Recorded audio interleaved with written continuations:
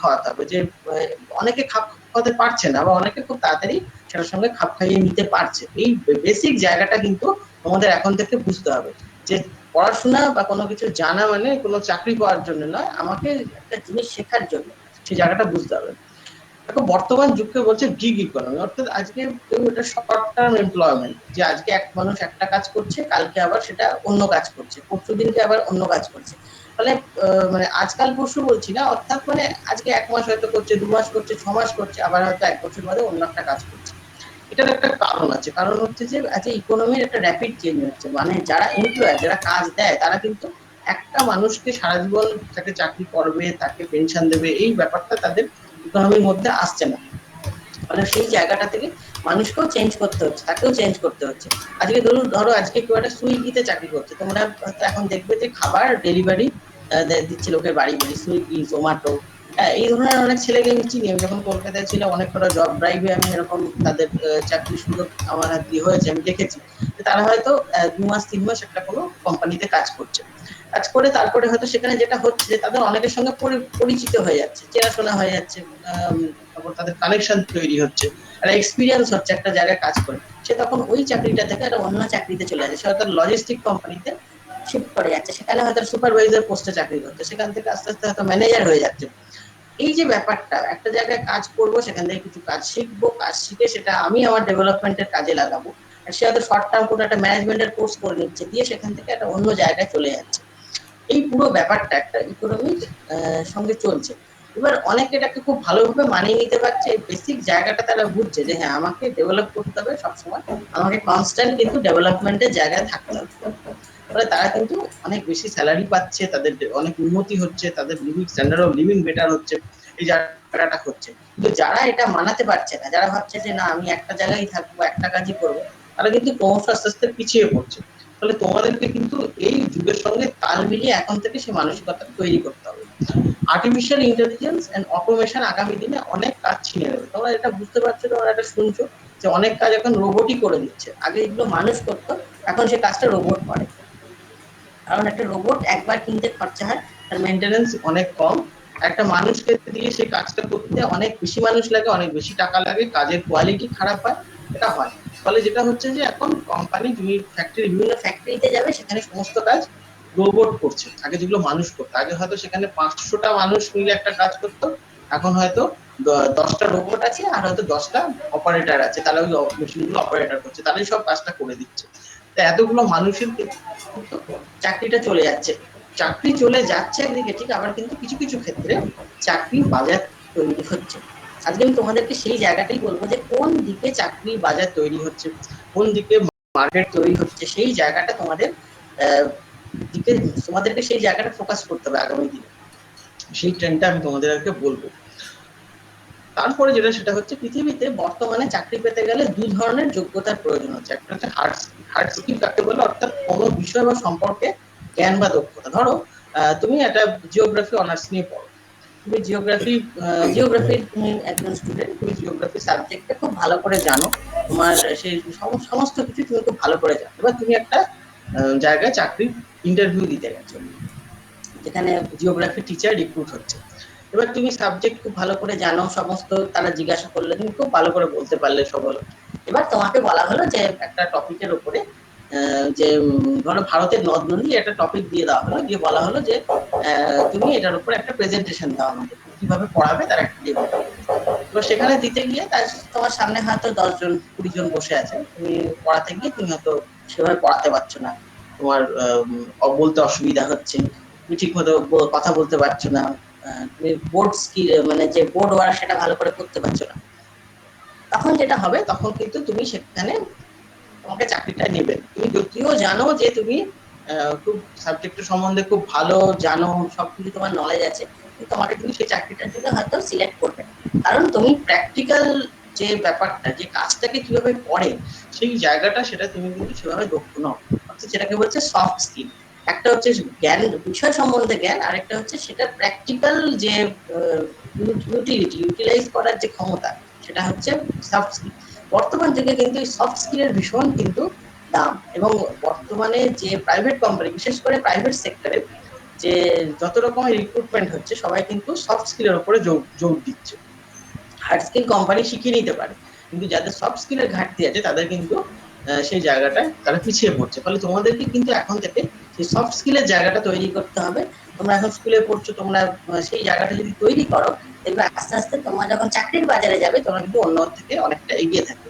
আজকে আমি তোমাদের সেই জায়গাটাই বলবো, সফট স্কিল কি করে তৈরি করবে এবং কিভাবে নিজেদেরকে আর যে কটা তোমাদের সময় আছে চাকরির বাজারে প্রবেশ করার আগে কিভাবে নিজেদেরকে তৈরি করবে, এটা ভীষণ ইম্পর্টেন্ট। এখন নলেজ বা জ্ঞানের থেকেও কিন্তু ইনফরমেশন সবার কাছে আছে। আজকে স্মার্টফোন হয়ে যাওয়ার কোনো একটা জিনিস জানা এমন কিছু বড় ব্যাপার নয়, সবাই যে কোনো জিনিস জেনে যাচ্ছে তাদের, কিন্তু সফট স্কিলটা সবাই ডেভেলপ করতে পারছে না। এই জায়গাটাই কিন্তু অনেকে পিছিয়ে পড়ছে, আর অনেকে কিন্তু এটাতেই কিন্তু তারা এগিয়ে যাচ্ছে। তাহলে সেই জায়গাটা তোমাদেরকে কিন্তু তৈরি করতে হবে।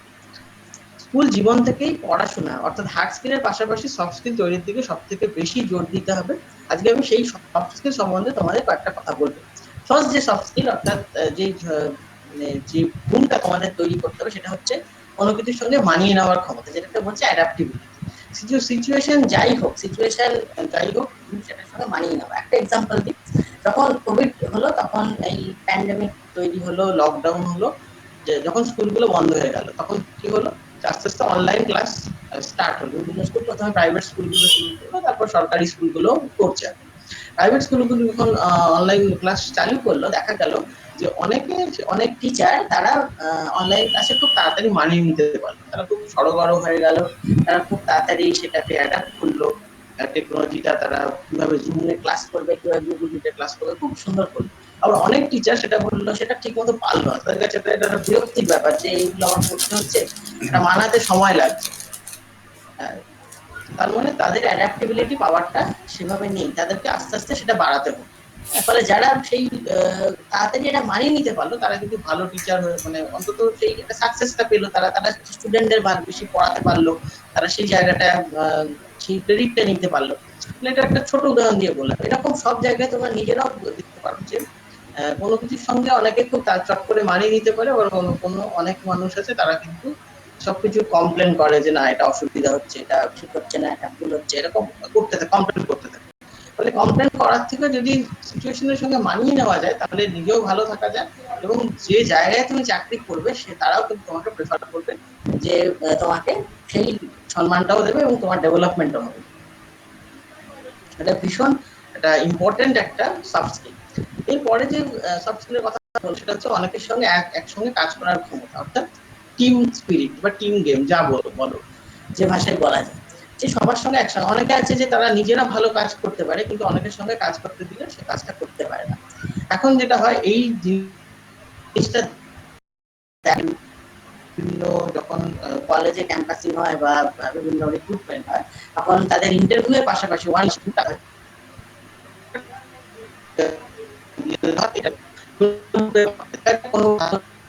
করছে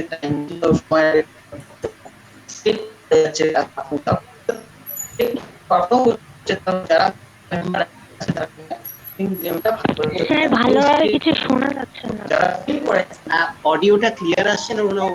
কথা কেটে কেটে যাচ্ছে। স্যার বলছি ভালো করে কিছু শোনা যাচ্ছে না। আচ্ছা আমি একটু বলি, যারা সার্ভারটা ডিস্টার্ব করার জন্য এটা শোনা যাচ্ছে না। বেসিক্যালি যারা ভিডিওগুলো অন করে রেখেছেন কাইন্ডলি অফ করুন, না হলে সার্ভার জাম হবে।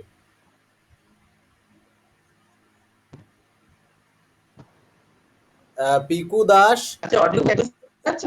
Das and madam Pushpita Ghosh madam, আপনি কাইন্ডলি অফ করুন ভিডিওগুলো, তাহলে হয়তো বেটার হতে পারে।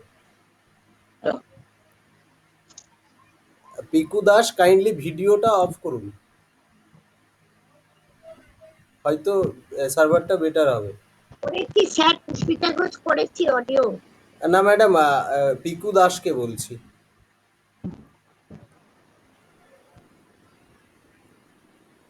ভিডিও অন থাকলে, মানে একাধিক ভিডিও অন থাকলে অনেক সময় সার্ভার ডিস্টার্ব করে। স্যার এই স্লাইডটা থেকে আমরা কিছু শুনতে পাইনি, যদি এই স্লাইডটা একটু রিপিট করেন। আচ্ছা আগের স্লাইডটা এই স্লাইডটা শোনা গেছে? এটা পেরেছি, হ্যাঁ এটা সবাই শুনেছে, পরেরটা থেকে। আচ্ছা ঠিক আছে। হ্যাঁ, যেটা বলছিলাম যে যে সফট স্কিল গুলো বলছি, যে সেকেন্ড যেটা সেটা হচ্ছে টিম স্পিরিট, অনেকের সঙ্গে কাজ করার ক্ষমতা। এটা ভীষণ ইম্পর্টেন্ট। যে এখন যেটা হয় বিভিন্ন যে রিক্রুটমেন্ট ড্রাইভ গুলো হয় সেটা যেটা ক্যাম্পাসিং যেগুলো হয় বিভিন্ন ইঞ্জিনিয়ারিং কলেজে বা অন্য কোথাও, সেখানে যেটা হয় যে এই টিম স্পিরিটটা টেস্ট করা হয়। কি করা হয় অনেকে গ্রুপে ভাগ করে, 5 জন কি 10 জনের গ্রুপে ভাগ করে তাদেরকে একটা টাস্ক, টিম টাস্ক দেওয়া হয় যে কোনো একটা কাজ করার, বা এই 10 মিনিটের মধ্যে তোমাদেরকে এই কাজটা করতে হবে। বিভিন্ন পাজল সলভ করতে দেওয়া হয় বা কিছু বিভিন্ন ধরনের চার্ট প্রিপারেশন করতে দেওয়া হয়, এরকম কিছু করতে দেওয়া হয়। যেটা হয় কোনো টিম হয়তো ভালো সেটা পারফর্ম করে, কোনো টিম টাইমলি করতে পারে না। তাহলে বোঝা যায় যে যে টিম পারফর্ম করতে পারলো না তাদের সেখানকার যারা মেম্বার আছে সেই টিমে তারা সেভাবে টিম স্পিরিট তাদের ভালো নেই। মানে এটা কিন্তু একটা খুব ইম্পর্টেন্ট একটা ব্যাপার, কারণ এখন যে প্রাইভেট কোম্পানিতে বা সফটওয়্যার কোম্পানিতে যে কাজ যেভাবে কাজ হয় সেখানে কিন্তু সব প্রজেক্টে কাজ হয়, যে একসঙ্গে টিম করে দেওয়া হয়, তারা প্রজেক্টে কাজ করে। ফলে সেই জায়গাটা চেক করে নেওয়া হয়। এবং এখন শুধু প্রাইভেট কোম্পানি নয়, সরকারি জায়গাতেও বিভিন্ন কাজ সব টিম হিসেবে করা হয়। ফলে কোনো একটা অর্গানাইজ করা থেকে শুরু করে যে কোনো কাজ, কোনো ড্রাইভ করা থেকে শুরু করে সেগুলো, সেই জায়গাটাই কিন্তু তোমাদেরকে এখন থেকেই সেই টিম স্পিরিটটা কিন্তু ভালো করে তৈরি করতে হবে। সেটা যদি তোমরা না করতে পারো তাহলে কিন্তু তোমাদের অসুবিধা আছে। এরপরে যেটা বলবো সেটা হচ্ছে যে নতুন কিছু করা ও সমস্যার সমাধান করা, একটা ক্রিয়েটিভ আইডিয়া সবসময় একটা নতুন কিছু করা। এই যে আমি পল্লববাবুকে বলবো যে উনি সবসময় কিন্তু একটা চেষ্টা করেন নতুন কিছু করার। যে আজকে এতগুলো স্কুল আছে, তারা পশ্চিমবঙ্গে এত স্কুল আছে, সব স্কুল তো এরকম করছে না, এরকম ইউনিক ভাবে একটা কেরিয়ার কাউন্সিলিং বা কেরিয়ার গাইডেন্স বলতে পারি সেরকম একটা টক করা, একটা নতুন কিছু ভাবনা চিন্তা। অবশ্যই এই নতুন ভাবনা চিন্তাটা বা নতুন কিছু করার এই জিনিসটা কিন্তু তোমাদেরকে সবসময় চালিয়ে যেতে হবে। এবং একটা সমস্যার সমাধান করা, প্রবলেম সলভিং, এটা ভীষণ একটা জরুরি একটা কোয়ালিটি যেটা মানে মানুষের মধ্যে থাকা দরকার। এবং এই জায়গাটাইতেই কিন্তু মানুষ রোবটের থেকে এগিয়ে আছে। অর্থাৎ একটা রোবট হয়তো একটা কাজ ভালো করে করতে পারে, সেটা হয়তো একটা কাজ বারবার করতে পারে, অনেক বেশিবার করতে পারে একটা মানুষের থেকে, কিন্তু একটা রোবট নতুন কিছু করতে পারবে না। অন্তত এখনো পর্যন্ত সেভাবে রোবট আবিষ্কার হয়নি যারা নতুন কিছু নিজেরাই করতে পারছে। আমরা তো সিনেমাতে দেখি, কিন্তু বাস্তবে সেটা সম্ভব না। কিন্তু মানুষ কিন্তু সবসময় একটা নতুন কিছু করতে পারে, নতুন সে করতে পারে। ক্রিয়েটিভ আইডিয়াটা মানুষেরই আছে। ফলে যে যে জায়গায় মানুষের মধ্যে ক্রিয়েটিভিটি কাজ করে সেই জায়গাগুলো কিন্তু মানুষ এগিয়ে আছে। ফলে আজকে তোমরা দেখছো বিভিন্ন ডিজাইন করা, বিভিন্ন যেগুলো ক্রিয়েটিভিটির জায়গাটা, সেই জায়গাটায় কিন্তু মানুষের দাম আছে। যে কন্টেন্ট রাইটিং, আজকে কন্টেন্ট রাইটার হিসেবে প্রচুর মানুষ কিন্তু তার সেখানে তারা বিভিন্ন ইনকাম করছে এবং ভালো টাকা ইনকাম করছে, বিভিন্ন জায়গায় তারা কন্টেন্ট রাইট করছে। এমন নয় যে সেটা পার্মানেন্ট তাদের জব, সেটাই করে, সেটা তো আরো অনেক কিছু করে, তার সঙ্গে একটা কন্টেন্ট রাইটিংও করে, তার একটা সাইড ইনকাম হয়, যেটা তাকে একটা বেটার সেভিং এর জায়গায় নিয়ে যায়, সেই জায়গাটা করে। তো হয়তো আজকে একটা মিম তৈরি করছে, যে তোমরা মিম বিভিন্ন শেয়ার করি আমরা, সেগুলোও কিন্তু একটা ইনকামের জায়গা। একটা নতুন কিছু করা, নতুন কিছু ভাবনা চিন্তা করা, সেই জায়গাটা। ফলে এখন স্কোপ অনেক, এখন অনলাইন যুগে টেকনোলজি যত চেঞ্জ হচ্ছে, স্কোপ অনেক। সেই জায়গাটা কিন্তু ধরতে হবে, সেই জায়গাটা সেইভাবে নিজেকে নিয়ে যেতে হবে। শুধুমাত্র বইয়ের পড়াটুকু আর নাম্বারটুকু পাওয়া এটাই বড় কথা নয়। আজকে আমি সেদিন কিছুদিন আগেই দেখছিলাম যে একটা আইআইটি গোয়া খুব সম্ভবত তারা একটা পরীক্ষার পদ্ধতি আবিষ্কার করেছে, যে সেখানে প্রশ্ন তাকে বলা হচ্ছে যে তুমি নিজে কোশ্চেন তৈরি করো আর সেই কোশ্চেনটা তুমি নিজের উত্তর দাও। হ্যাঁ, এখন ঘটনা হচ্ছে, দেখে সেটা খুব ভাইরাল হয়েছিল, হয়তো অনেকেই দেখেছেন, যে কোশ্চেন নিজে তৈরি করাটা একটা টপিকের উপরে, সেটাও কিন্তু সে যদি পড়াশোনা ঠিক মতো না করে থাকে সে কিন্তু করতে পারবে না। ফলে ঠিক মতো পড়াশোনা করলেই তবে একটা টপিকের উপরে সঠিক কোশ্চেন করা যায়। তখন এটা কথা আছে যে কি কে কি প্রশ্ন করছে, সেই প্রশ্নটা করা থেকে কিন্তু বোঝা যায় সে আসলে জিনিসটা বুঝেছে কি। তখন আমি ক্লাসে পড়াতাম, কেউ আমার একটা কোশ্চেন করলো, তাতে বোঝা গেল যে সে কিছুই বোঝেনি। আবার কোনো একটা ছেলে হয়তো এমন প্রশ্ন করলো, সেটা খুব ভালো লাগলো, বা সে এই লেভেলে ভেবেছে ব্যাপারটা কি। তাহলে আজকে পরীক্ষার পদ্ধতিরও এরকম চেঞ্জ হচ্ছে, যে তাকেই কোশ্চেন করতে বলা হয়েছে এবং সেই কোশ্চেনের উত্তর লিখতে বলা হচ্ছে। এবং প্রত্যেকে এবং বলা হচ্ছে যে একজনের সঙ্গে আরেকজনের যেন কোনো মিল না থাকে, এবং কে কত ক্রিয়েটিভ কোশ্চেন তৈরি করতে পারে সেটার উপরে কিন্তু নাম্বার দেওয়া হচ্ছে, এবং আইআইটি লেভেলে সেটা করা হচ্ছে। ফলে এই যে নতুন ধরনের কিছু চিন্তা ভাবনা, এখন এই কোভিড সিচুয়েশন চলার ফলে এখন ওপেন বুক পরীক্ষার কথা বলা হচ্ছে। সেগুলো যদি আস্তে আস্তে আসে, ফলে পরীক্ষা পদ্ধতি চেঞ্জের কথা, সেগুলো যদি খুব ভালো হয়। কারণ লো যারা পড়েছেন এবং আমাদের যখন আমরা ডিপার্টমেন্টাল পরীক্ষা পাস করেছি, আমাদের কিছু পেপার থাকতো সিন পেপার, অর্থাৎ বই দেখে লেখা। এবং বই দেখে লিখতে গিয়ে আর কোথায় মনে হতো খুব মজা, বই দেখে লিখবো খুব ভালো তো, মজা করে লিখবো। কিন্তু যখন দুটো আমাদের সিন পেপার ছিল, সিন পেপার লিখতে গিয়ে মনে হচ্ছে বাবা এরকম মানে কঠিন খুব কম জিনিসই আছে, যে কোথা থেকে বই দেখে দেখে লেখা, এটা কিন্তু খুব বিভিন্ন বই থেকে কনসাল্ট করে এই মোটা মোটা লয়ের বই। ফলে সেই জায়গাটা কিন্তু মানে এখন মানে নতুন সিস্টেমটা আনার পরীক্ষা ব্যবস্থাতেও ভীষণ দরকার, এবং অনেকে চেষ্টা করছে, নিশ্চয়ই এক বছর 1.5 বছরের মধ্যে এটা ফর্মুলাইজ হয়ে যাবে। ফলে নতুন কিছু করাটা ভীষণ দরকার, এবং সেই ভাবনা চিন্তাটা কিন্তু রাখা ভীষণ দরকার। এরপরে যে তোমাদের সফট স্কিলের কথা বলবো, সেটা হচ্ছে কনসেন্ট্রেশন, যে একাগ্রতা। এখন স্মার্টফোন এসে যাওয়ার ফলে যেটা হচ্ছে যে আমাদের কনসেন্ট্রেশন লেভেল ভীষণ কমে গেছে। আমরা একসঙ্গে অনেক কটা কাজ করছি, আমরা এখন একসঙ্গে টিভি দেখছি, টিভি দেখতে দেখতে চ্যাট করছি, চ্যাট করতে করতে আমরা হয়তো কারোর সঙ্গে কথা বলছি, কথা বলতে বলতে গান শুনছি, একটা ভিডিও দেখছি, বিভিন্ন কাজ করছি। এটা প্র্যাকটিক্যাল অভিজ্ঞতা আমাদের। ফলে যেটা হচ্ছে যে আমাদের মানে কনসেন্ট্রেশন লেভেল ভীষণ কমে যাচ্ছে। তার জন্য কিন্তু আমাদের কোনো কিছু সঠিকভাবে পড়া বোঝা এটা কিন্তু অনেক খারাপ, মানে হ্যাম্পার করছে। এবং চাকরির ক্ষেত্রে, কাজের ক্ষেত্রে বিভিন্ন চাকরি আছে সেখানে কিন্তু মোবাইল ফোন ব্যান, এবং সেখানে কনসেন্ট্রেশনটা এতই দরকার, কারণ সেটা যদি না থাকে সেটা কিন্তু কোনো অ্যাক্সিডেন্ট হয়ে যেতে পারে। ফলে সেই জায়গাটায় কনসেন্ট্রেশনটা রাখা তোমাদের দরকার। এবং এবং তোমাদেরকে আমি বলবো যে যে কাজটা করবে, যখন যেটা করবে, তখন একটা কাজ একসঙ্গে একটাই করবে, একসঙ্গে 3-4টে কাজ করবে না। সেটা করো না। সেটা করলে কিন্তু আস্তে আস্তে তোমাদের ভবিষ্যতে যে হ্যাবিটটা খুব ব্যাড হ্যাবিটে হয়ে যাবে, এবং আস্তে আস্তে পরে তোমরা কিন্তু সেটা সাফার করবে। মানে সেই কনসেন্ট্রেশনটা তৈরি করো, এটা ভীষণ জরুরি একটা জিনিস। এরপরে যেটা হচ্ছে সবার সঙ্গে ঠিকভাবে যোগাযোগ করতে পারো, কথা বলে, যে কমিউনিকেশন স্কিল। প্রথমেই বলছিলাম যে একজন হয়তো নলেজটা জানে, তার কিন্তু কমিউনিকেশন বিষয় তো সাবজেক্টটা জানে, কিন্তু পড়াতে বললে পড়াতে পারে না ঠিক করে। এটা তোমরা হয়তো দেখেছো, অনেক টিচার আছেন যারা হয়তো সাবজেক্ট জানেন কিন্তু ক্লাসে পড়াতে পারছেন। আবার অনেকে হয়তো খুব ভালো পড়াতে পারে, ওই স্যার খুব ভালো পড়ান, খুব ভালো বোঝান। এটা তোমরাই দেখেছো, এটা সবার ক্ষেত্রেই। এখন কোনো সেলসম্যান হয়তো তার মার্কেটিং নলেজ ভালো, কিন্তু সে কোনো মানে কাস্টমারকে ঠিকভাবে বোঝাতে পারে না, কমিউনিকেট করতে পারে না। ফলে সেই জায়গায় তার প্রবলেম আছে। এই জায়গাটা কমিউনিকেশন স্কিলটা ভেরি ইম্পর্টেন্ট। বর্তমান যুগে কমিউনিকেশন স্কিল, লোকের সঙ্গে কথা বলা, তার নিজেকে এক্সপ্রেস করা, এটা যে কোনো স্কিলে, সেটা আজকে তোমরা হয়তো দেখবে যে কোনো ডাক্তার, আমি একদম প্র্যাকটিক্যাল এক্সপিরিয়েন্স দিয়ে বলছি, কোনো ডাক্তার, সে হয়তো খুব বড় ডাক্তার, অনেক বড় ডিগ্রি আছে, সে খুব নামকরা ডাক্তার, কিন্তু তার কাছে রোগী দেখাতে গেলে সে ঠিকভাবে কথা বলে না।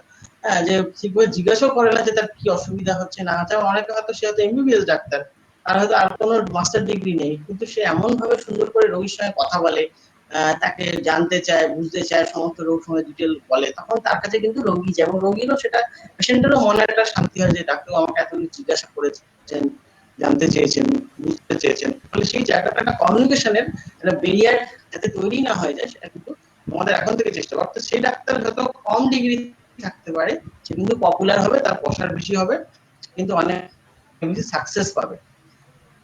ফলে সবসময় যে নলেজটাই বড় কথা না, কমিউনিকেশন স্কিল এটা ভেরি ইম্পর্টেন্ট।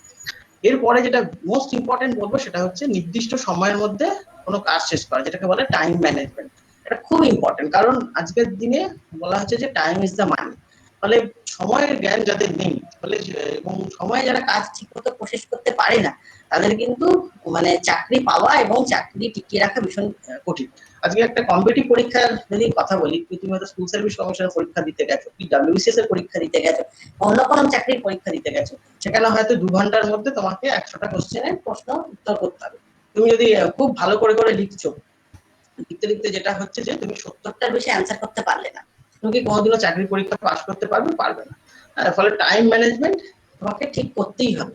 এবং তোমাকে একটা কাজ দেওয়া হলো, তুমি যদি সেটা কাজটা 2 দিনের কাজটাকে তুমি যদি 5 দিনে করলে, তোমাকে একবার দেবে, দুবার, আর দ্বিতীয়বার তোমাকে আর কাজটা করতে দেবে। মানে টাইম ম্যানেজমেন্ট। আর সরকারি জায়গায় তো প্রবলেম হবেই, আর বেসরকারি জায়গায় তাকে হয়তো কাজ থেকে তাড়িয়েই দেবে।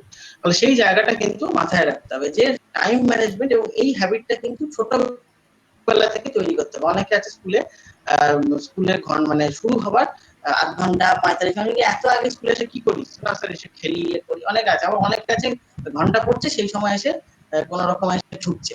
এটা তোমার নিজেরা প্র্যাকটিক্যাল এক্সপিরিয়েন্স দেখবে যে তাদের কিন্তু সময় একদম শেষে এসে ঢোকে, ট্রেন ছাড়ার আগে গিয়ে ট্রেনে ওঠে, এরকম বিভিন্ন লোক আছে। তাদের সময় একটা হ্যাবিট, এই হ্যাবিটটা কিন্তু ছোটবেলা থেকে তৈরি করে। অনেক মানুষ আছে তারা যে কোনো কাজের আগে সেখানে পৌঁছে যায়, সেখানে গিয়ে ওয়েট করে এবং সেটা, এবং আগামী দিনে হ্যাঁ কোনো একটা দিন কারোর প্রবলেম হতেই পারে, সেটা কথা না, কিন্তু যদি তুমি একটা হ্যাবিটের জায়গায় নিয়ে যাও যে ইচ্ছা করে সবসময় কাজটাকে দেরি করা, সময় শেষ না করা, সেটা হলে কিন্তু আস্তে আস্তে তোমার যে ক্রেডিবিলিটি সেটা কিন্তু নষ্ট হয়ে যাবে। ফলে সেই জায়গাগুলো তোমাদের তৈরি করতে হবে। সুতরাং যেটা বলার কথা যে পড়াশোনাকে শুধুমাত্র পরীক্ষায় ভালো নম্বর পাওয়ার জন্য না করে নতুন নতুন জিনিস শেখার জন্য করো। যে আমি পরীক্ষায় নম্বর পাবো সেটা করো না। আজকে ডিগ্রি, আজকে এবার সার্টিফিকেট, সার্টিফিকেট একটা কাগজে পরিণত হয়েছে, জাস্ট একটা কাগজ যে তুমি একটা পাস করেছো, সেই চাকরি কাগজটা দিয়ে তুমি একটা চাকরির হয়তো পরীক্ষা দিতে হবে, এর বেশি কিছু নয়। এই জিনিসটা মাথায় রাখতে হবে। আমি একটা নিজের এক্সপিরিয়েন্স শেয়ার করি যে আমি যখন আমার বছর খানেক আগে বা বছর দুয়েক আগে একটা ছেলে এসেছে, স্যার আমাকে একটা চাকরির ব্যবস্থা করে দিয়ে। আমি, তুমি কিসে পাস? আমি স্যার এমএ পাস। আমি বলছি আচ্ছা ঠিক আছে, তুমি আমাকে একটা অ্যাপ্লিকেশন লিখে দাও। বলছে কিসে লিখে দেবো? আমি তুমি এমএ পাস ইংলিশ, কিসে? ইংলিশে এমএ। তুমি ইংলিশে লিখে দাও। সে তারপরে ঢোক টোক দিলে তারপরে আধ ঘন্টা বাদে একটা লিখে নিয়ে এলো। সে যা ইংলিশে লিখেছে সেটা আমি দেখে বললাম, ভাই তুমি মনে করো যে তোমাকে এই অ্যাপ্লিকেশনের বেসিসে কেউ চাকরি দেবে? তুমি ইংলিশে পাস। সে কিছু আর বলার জায়গায় নেই। সুতরাং আমি তাকে বললাম যে ভাই দেখো, তুমি ইংলিশে এমএ সেটা তোমার কাগজেই আছে, তুমি পড়াশোনা কিছু শেখোনি। হ্যাঁ, তোমার ইংলিশের নলেজ, তার কনস্ট্রাকশন তো ছেড়েই দাও, তোমার গ্রামার, তোমার বাকি যে ভোকাবুলারি সেও বুঝতে পারছেন কি অবস্থা। ফলে পড়াশোনাকে শুধুমাত্র নম্বর পাওয়া, ডিগ্রির জন্য না, নতুন কিছু শেখার জন্য করো। যে নতুন নতুন, সেটা নতুন নতুন ভাষা হতে পারে, নতুন ওয়ার্ড হতে পারে, যা কিছু সেটা শেখার জন্য করো। এইটুকু তোমাদের বলবো, তাহলে কিন্তু কোনোদিনও চাকরির অভাব হবে না। রোজ অন্তত একটা নতুন কিছু জিনিস শেখো।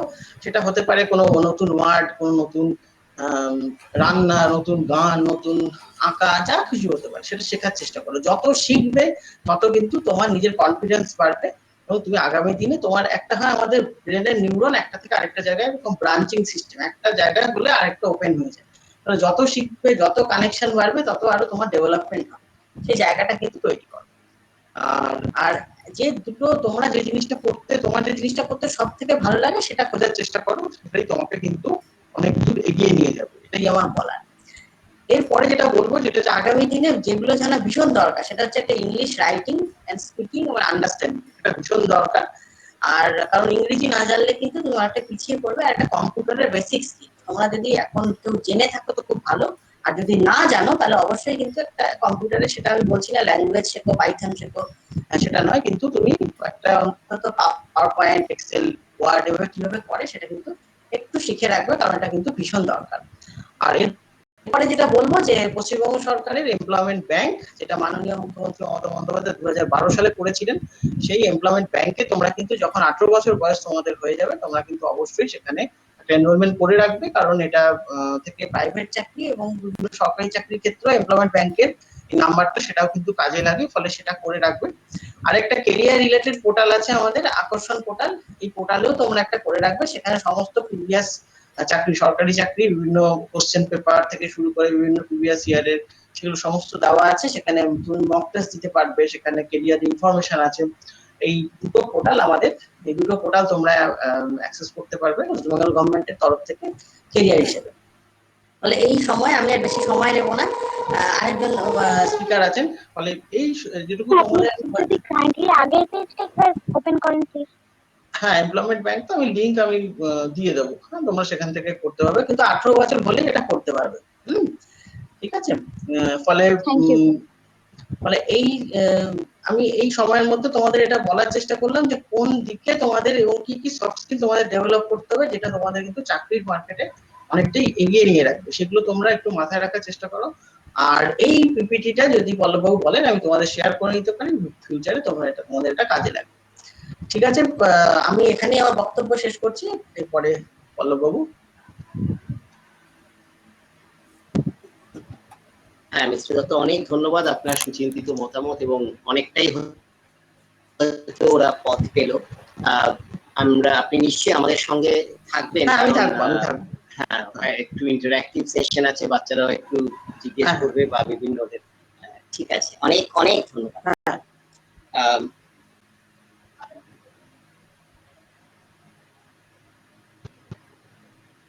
এক মিনিট, আমি একটু জাস্ট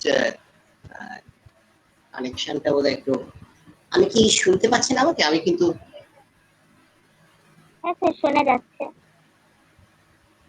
আচ্ছা, জাস্ট মিনিট, আমি কেন হঠাৎ করে স্ক্রিন ব্যাক আউট হয়ে গেছে, একটু জাস্ট। না স্যার, শোনা যাচ্ছে।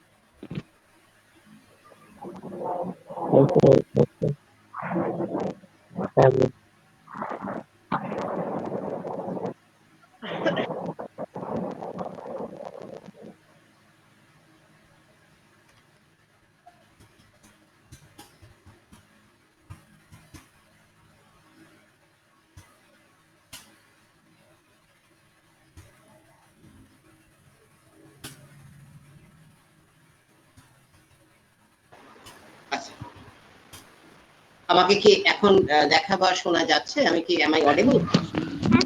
হ্যাঁ স্যার। আমার হ্যাঁ স্যার, শোনা আচ্ছা, কোনো একটা সমস্যা হয়েছে, ঠিক আছে। আমি একটু বলে নিই যে স্যার, শোনা যাচ্ছে। তোমরা চ্যাট বক্সে দেখো একটা ফিডব্যাক লিংক দেওয়া হয়েছে।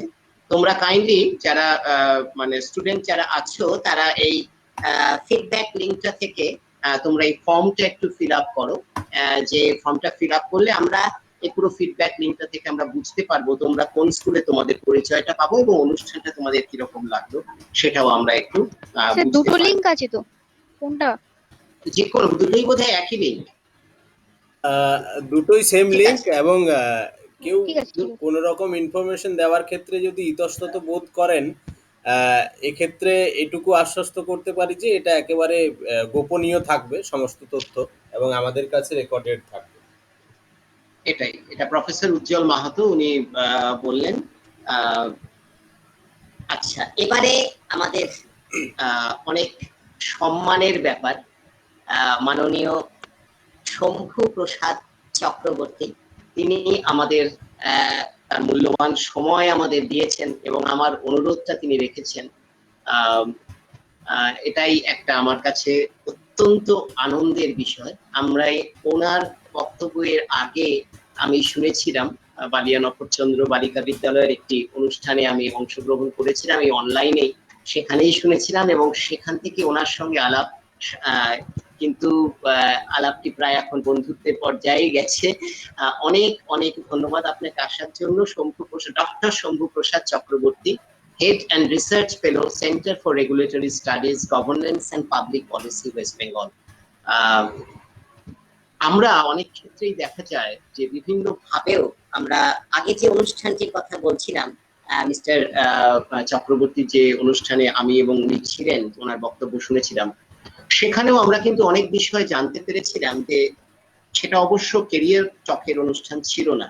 ওনার বিষয়টা হচ্ছে আইন, এবং আইনের বিভিন্ন জায়গা থেকে, আইন মানে যে শুধুমাত্র একটা জায়গাতে যেতে হবে, আইনের বিভিন্ন প্রয়োগ আমাদের জীবনের পেশাগত ক্ষেত্রে বিভিন্ন ভাবে কাজে লাগে।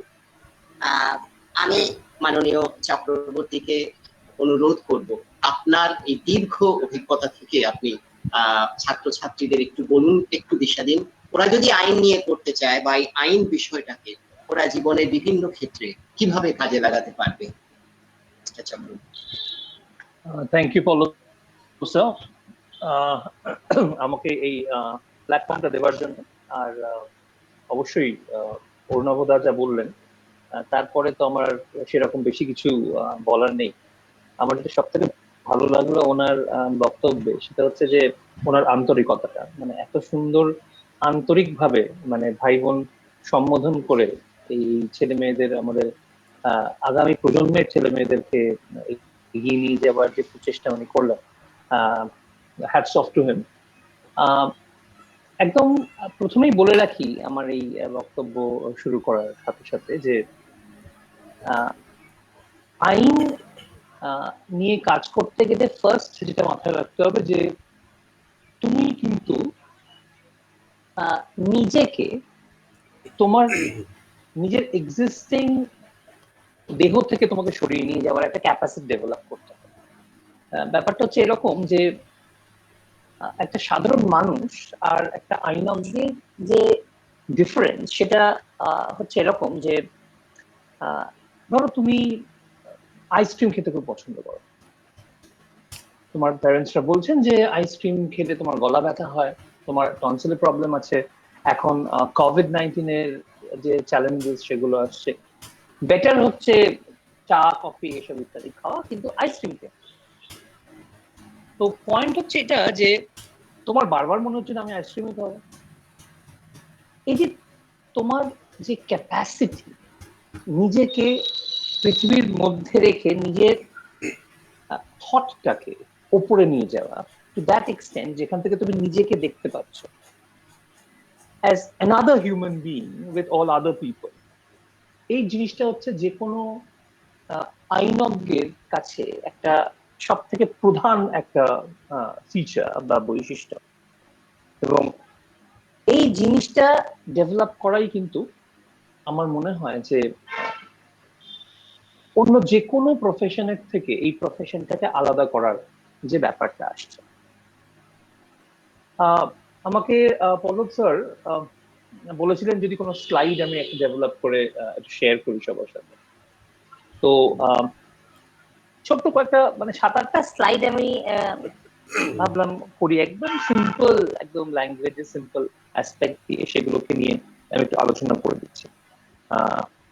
দেখা যাক শেয়ার করা যায় কিনা, এখন তো টেকনোলজিক্যাল অনেক রকমের ইস্যুস আসছে।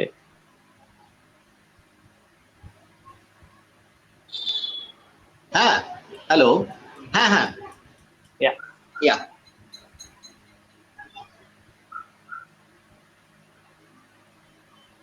স্লাইডটা কি দেখা যাচ্ছে স্যার?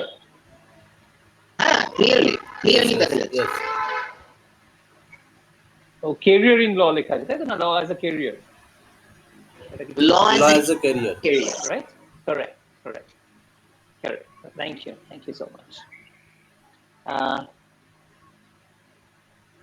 ল পাশ করার পরে কি হবে? দেখুন, আমরা সবসময় আগে একটা কাজ করব, তারপরে কি হবে দেখা যাবে, এই চিন্তা ভাবনা যদি আমরা করি তাহলে কিন্তু খুব মুশকিল। একদম প্রথমেই জানতে হবে যে আমি কোন বিষয়ে নিয়ে কাজ করতে চাই, বা যেটা আমাদের অরুণাবদা একটু আগে বললেন যে আমার যে স্ট্রং পয়েন্টস সেইটাকে আমাকে আইডেন্টিফাই করতে হবে। একটা খুব সুন্দর এক্সাম্পল আমার বারবার করেই মনে হচ্ছিল, খুব ভালো লাগলো, যে একটা সেলসম্যানের যে বৈশিষ্ট্য, যে হয়তো সে খুব ভালো একটা কনসেপ্ট আছে, থট আছে যে কিভাবে কি করতে হয়, কিন্তু সে অ্যাকচুয়ালি পারছেন না। একজন টিচার হয়তো জ্ঞান সাংঘাতিক, তার কাছে তুমি যখন ইন্ডিভিজুয়ালি যাচ্ছ এত সুন্দর করে সব বলে দিচ্ছেন যে কোথায় কি করতে হবে, কিন্তু যখন ক্লাসরুমে আসছেন তখন সেই পারফরমেন্সটা আসছে না। কেন এটা হয়? কারণ হচ্ছে যে একদম আমার মনে হয় যাদের এই টাইপের যে সমস্যা আছে তাদের সমস্যাটা যেন একদম প্রথমেই তারা বুঝতে পারে। সেই জন্য আমি মনে করি যে কেউ যদি সিভিল বা ধরুন ক্রিমিনাল বা ম্যাট্রিমোনিয়াল বা রিয়েল এস্টেট এইসব অ্যাসপেক্টে ইন্টারেস্ট থাকে প্রথম থেকেই, আমার মনে হয় তাহলে আগের থেকেই যদি প্ল্যান করে সেই অনুযায়ী পড়াশোনা তারা করতে পারে ফর দ্য এন্টায়ার 5 years, কারণ ল হচ্ছে 5 বছরের কোর্স এখন। আর তাদের ডিগ্রিটা ডুয়াল ডিগ্রি হয়, একটা আইদার বিএ এলএলবি হয়, অথবা বিকম এলএলবি হয়, বিবিএ এলএলবি হয়, বিএসসি এলএলবি হয়, বিভিন্ন ধরনের হয়। তো যাই করুক না কেন তারা দুটো ডিগ্রি একসাথে পাচ্ছে। কিন্তু ডিগ্রি যাই হোক না কেন, যদি কেউ প্র্যাকটিসে আসতে চায়, একদম প্রথমেই মনে রাখতে হবে যে সে কোন বিষয় নিয়ে কাজ করতে চাইবেন সেটাকে কিন্তু আগে থেকে প্রিপেয়ার করে তারপরে তাকে নামতে হবে ফিল্ডে। আমি বলছি না আজকেই তাদেরকে সেটা ডেভেলপ করে ফেলতে হবে, বা আমার মনে হয় যে আস্তে আস্তে তাকে এই জিনিসগুলো বুঝতে হবে ফার্স্ট, তারপরে যখন ল নিয়ে তারা পড়াশোনা করতে শুরু করলো তখন কিন্তু তাদের ফোকাসটা ওই অনুযায়ী নিয়ে যেতে হবে। ল কোর্স কিন্তু একটা জেনারেল কোর্স, যেখানে প্রায় 35টা থেকে 40টা সাবজেক্ট শেখানো হয়, জেনারেলি শেখানো হয়, মাচ স্পেশালাইজড অ্যাসপেক্টে শেখানো হয়। মাস্টার ডিগ্রির ক্ষেত্রে তখন, বা এলএলএম যে ডিগ্রিটা আছে তার ক্ষেত্রে স্পেশালাইজেশনের ব্যাপারটা আসে। সেই জন্য ডিউরিং দ্য 5 years দেখে নিতে হবে যে তুমি কোন বিষয়ে তোমার মনে হচ্ছে মানে ভালো হবে। আমি বলবো যে এই এতগুলোর মধ্যে সব থেকে যেটা এফেক্টিভ সেটা হচ্ছে যে রিয়েল এস্টেট নিয়ে যদি পড়াশোনা কেউ করতে পারে ল পড়তে পড়তে। এর কারণ হচ্ছে যে এখন যেহেতু ইন্ডাস্ট্রিয়ালাইজেশনের পর এখন মানে পুরো পৃথিবীটাই একটা গ্লোবাল ভিলেজের মতন জায়গায় চলে এসেছে, এবং এখন অবজেক্টিভ অফ লাইফ সেটাই চেঞ্জ হয়ে গেছে। It is more of a right based life, মানে আমি একটা বাথরুম যেন প্রপারলি পাই এরকম আমাদের মনে হয়। গ্রাম হতে পারে কিন্তু আমার যেন আমফানে আসলে মানে বাড়ি সমেত সবকিছু ধ্বংস না হয়ে যায়, মানে আমার একটা পাকা বাড়ি দরকার এবং সবাই একসাথে সেখানে আমরা থাকি। This leads to the concept of real estate. Real estate মানে বেসিক্যালি যে বাড়ি ঘর কোথাও গেলে ভাড়া নেওয়া সবকিছু নিয়েই হচ্ছে এই পারসেপশনের আইন। এবং আমার মনে হয় যে মানুষকে থাকতে হবে যেখানেই থাকুক যাক না কেন, এই বিষয়ে যদি প্রথম থেকেই বাচ্চারা পড়াশোনা শুরু করে তাহলে আমার মনে হয় যে তাদের ভবিষ্যতে কোনো রকমের অর্থনৈতিক বা অন্যান্য সমস্যাগুলো আসবে না। কিন্তু তার উপরে তো হচ্ছে ম্যাট্রিমোনিয়াল ফ্যামিলি। আমি তো জানি যে ল যতই জেনারেলাইজড হোক না কেন,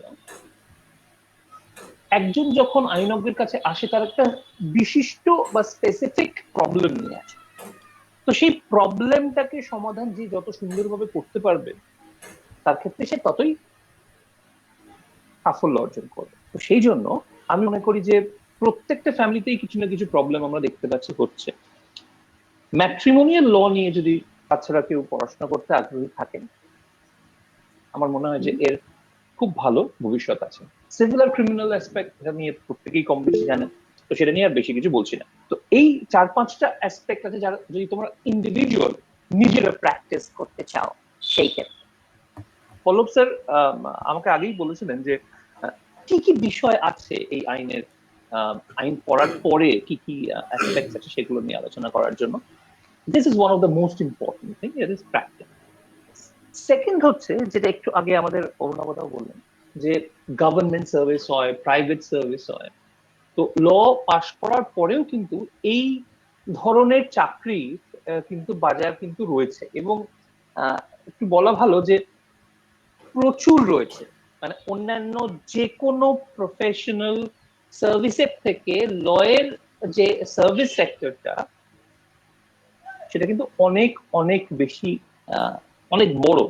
এর একটা কারণ বলছি, এর কারণ হচ্ছে আজকে যে প্রফেশনই মানে বা যে কোনো মানে বিষয়, একটা ফ্যাক্টরি হোক, একটা ইন্ডাস্ট্রি হোক, একটা অফিস হোক, যে কোনো কিছু, even press, even media, even like you take anything, যে কোনো জিনিস সেটা যেন আইন অনুযায়ী চলে তার জন্য একজন ল অফিসার থাকে। যারা গভর্নমেন্ট সার্ভিস বা গভর্নমেন্ট সেক্টরে আছেন তারা জানেন যে প্রত্যেকটা ডিপার্টমেন্টে কিন্তু একজন ল অফিসার থাকেন।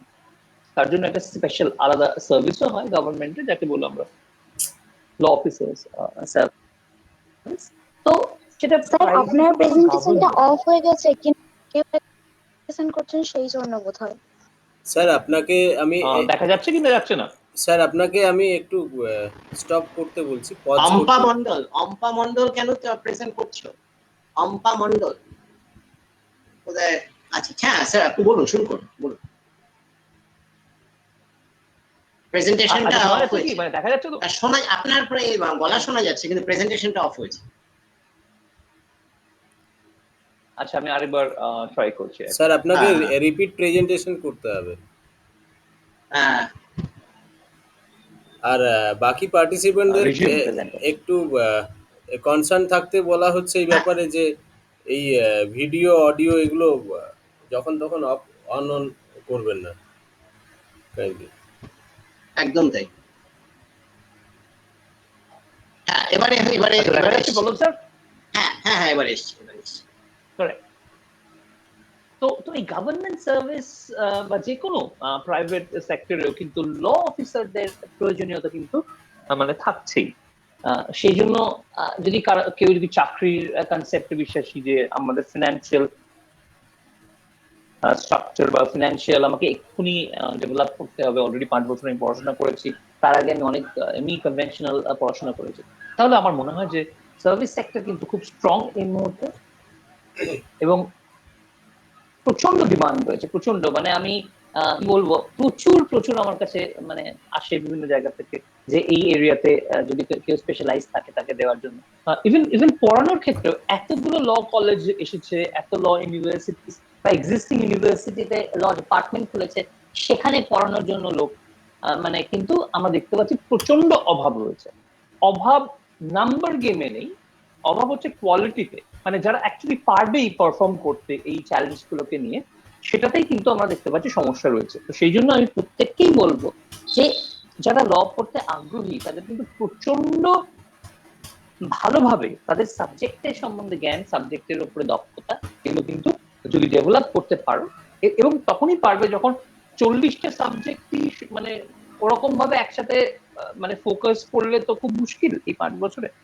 প্রথমেই ভেবে নিতে হবে যে আমি কোন এরিয়া নিয়ে পড়াশোনা করবো, এবং সেই প্রথম দিন থেকে স্পেশালাইজেশন চুজ করলে after 5 years let me tell you all, যে চাকরির অ্যাটলিস্ট আমাদের ভারতবর্ষের কোনো অভাব নেই ল নিয়ে যারা পাশ করেছে তাদের জন্য, এবং যারা এই ক্যাপাসিটি রাখে। আর একটা কথা এখানে আমি অবশ্যই বলবো, আমি পরবর্তী স্লাইডেও সেটা উল্লেখ করেছি, যেটা অরুণবদা একটু আগেই বললেন, যে ইংলিশের উপরে যে দক্ষতা, ইংলিশ ল্যাঙ্গুয়েজ, কমিউনিকেশন স্কিল, এটা কিন্তু গেম চেঞ্জার। মানে যাই তুমি করো না কেন, ইংলিশের পারফরমেন্স তোমাকে রাখতেই হবে। এখানে একটা কথা আমি একটু বলি যে মানে একদম জন্মেই তো কেউ একটা বিশাল কেউ ইংলিশ বলতে পারে না, সবাইকে ডেভেলপ করতে হয়েছে। মানে ইভেন যে তোমাদের শিক্ষক শিক্ষিকারা যারা বলছেন, বা যারা খবরে দেখছে এত সুন্দর ইংলিশ বলছেন, বা খবরের কাগজে এত ইংলিশ লিখছেন, বা এত সুন্দর বিভিন্ন জায়গায় লেকচার দিচ্ছে সব ইংলিশে, এটা কিন্তু জন্ম থেকেই কেউ অটোমেটিক্যালি ওরকম হয়ে যায়নি। এটা একদম মানে take that in your mind. মানে ধরো তোমরা যখন প্রথম সাইকেল চালানো শিখছো, কতবার পড়তে হয়েছে, কতবার অসুবিধার মধ্যে পড়তে হয়েছে, তারপরে হয়তো একদিন তোমরা সাইকেল চালাতে শিখছো। ধরো চা রান্না করা বা কোনো খাবার রান্না করা, কোনো কিছুই একদিনে হয় না, কিন্তু সেই ডিটারমিনেশন, সেই গ্রিট, সেটা যদি থাকে, তাহলে আমার মনে হয় যে অবশ্যই পারবে। কিন্তু তার সাথে আরেকটা জিনিসও দরকার, সেটা হচ্ছে যে একটা প্রপার গাইডেন্স। এই প্রপার গাইডেন্স মানে এটা এটা সাংঘাতিক একটা সমস্যা রয়েছে, যে ইংলিশ, স্পোকেন ইংলিশের জন্য যে মানে একদম টোটকা যাকে বলে, যেটা ফলো যদি তুমি করো সিরিয়াসলি, আস্তে আস্তে তুমি নিজেকে খুব তাড়াতাড়ি ডেভেলপ করতে পারো। সেই টোটকাটা আমি তোমাদের শেয়ার করছি। আমার স্যার এটা আমাকে শিখিয়েছেন, কারণ আমিও বাংলা মিডিয়াম স্কুল থেকেই পাশ করেছি। তো সেখানে ইংলিশ যখন আমি কলেজে পড়তে শুরু করলাম ল নিয়ে, প্রচন্ড অসুবিধা হচ্ছে। টিচাররা আসছেন এবং মানে সাংঘাতিক তাদের মানে লেভেল অফ কমিউনিকেশন, কেউ হয়তো হাইকোর্টের জাজ এসে পড়াচ্ছেন। আমাদের মর্নিং কলেজ ছিল সুন্দরনাথ ল কলেজ শিয়ালদা, ট্রেনে করে যেতাম, শিয়ালদা স্টেশনে নামতাম, হাঁটতে হাঁটতে যেতাম দমদম থেকে উঠে। যাই হোক, তারপরে হঠাৎ করে একজন ঢুকলেন, জাস্টিস কাপুর, এত মানে সে সাদা জামা, সে একদম পুরো অসাধারণ দেখতে, এসে ক্লাস নিতে শুরু করলেন, প্রথম থেকে শেষ অব্দি সব ইংলিশ, কিছুই বুঝলাম না, সব এদিক ওদিক সেদিক থেকে চলে গেল। তো আবার একজন টিচার এলেন যারা ওই ইউনিভার্সিটিতেই পড়াচ্ছেন, কলেজে পড়াচ্ছেন, তাদের খুব ভালো লাগছে, তারা জিজ্ঞেস করলে বাংলায় বলে দিচ্ছে।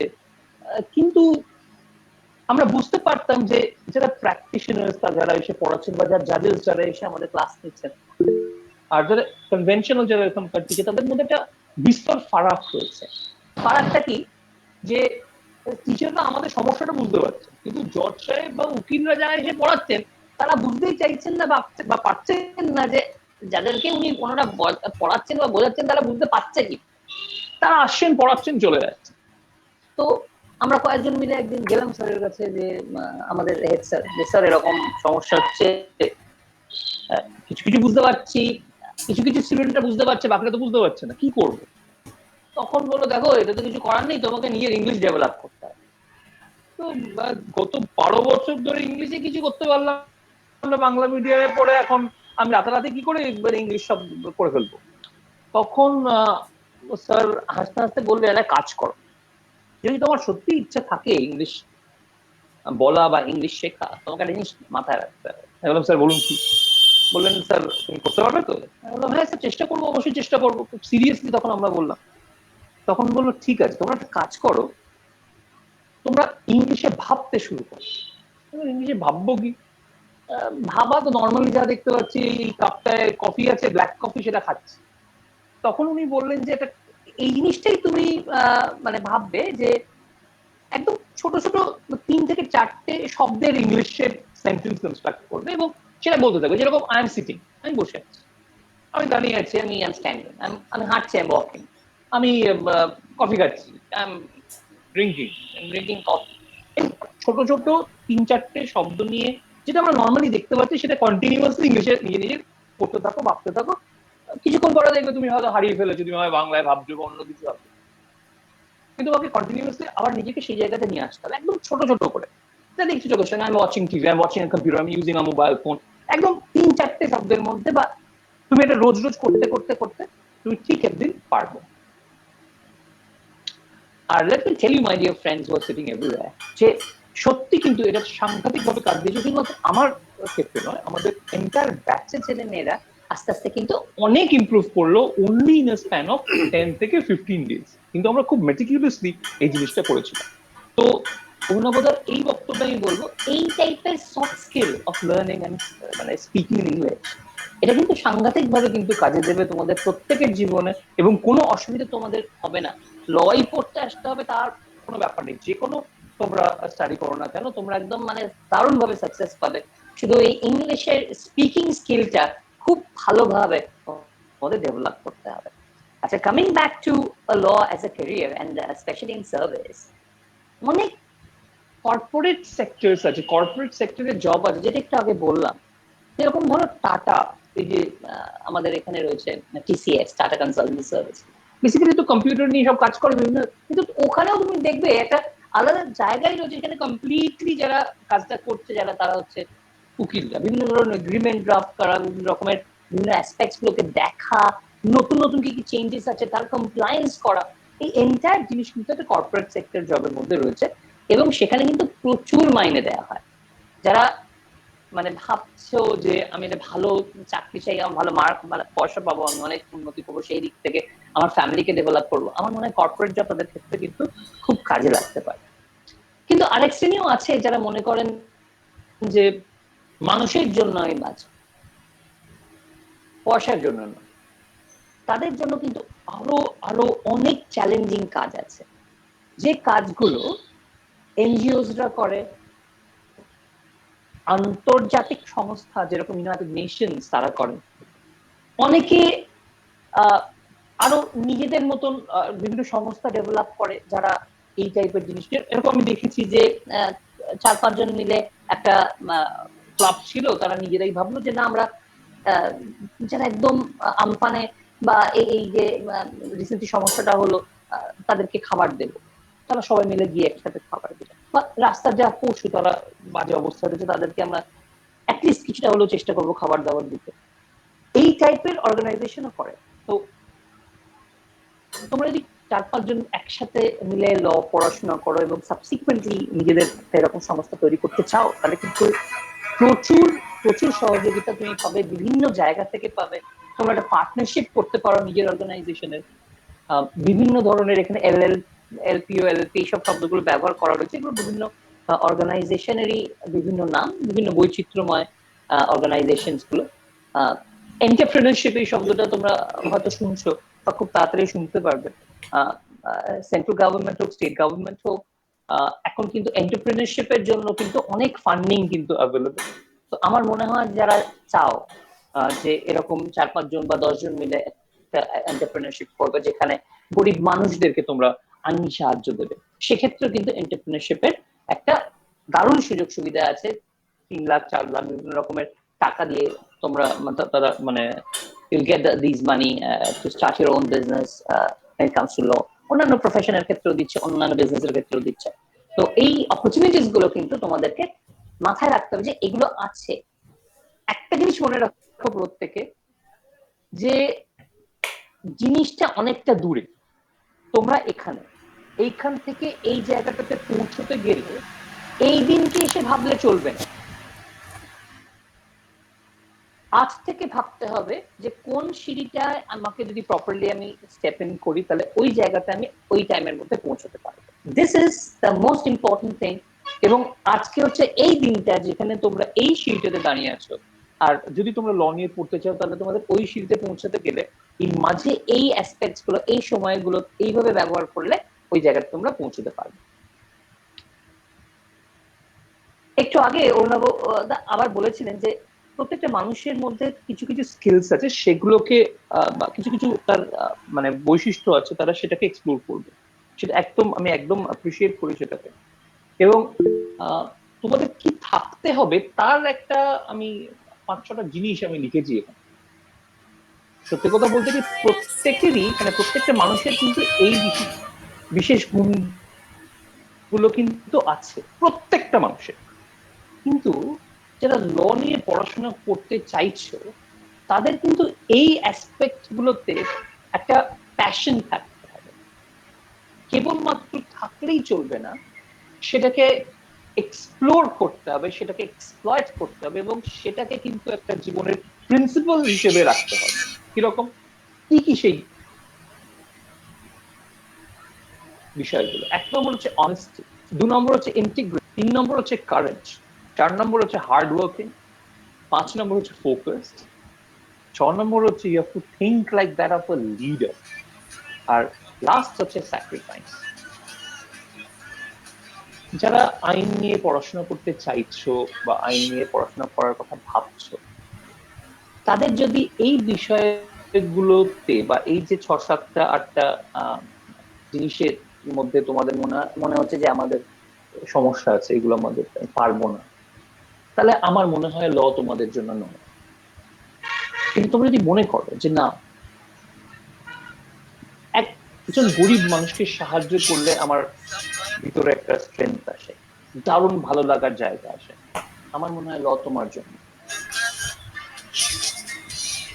যদি একটা বন্ধুকে সাহায্য করার জন্য তুমি বাড়ি থেকে ঝগড়া করে বেরিয়ে গিয়ে তাকে সাহায্য করে চলে আসো এবং তাতে যদি তোমার স্যাটিসফ্যাকশন হয়, আমার মনে হয় যে ল তোমার জন্যই তৈরি হয়েছে, এন্টায়ার কোর্সটাই তোমার জন্য তৈরি হয়েছে।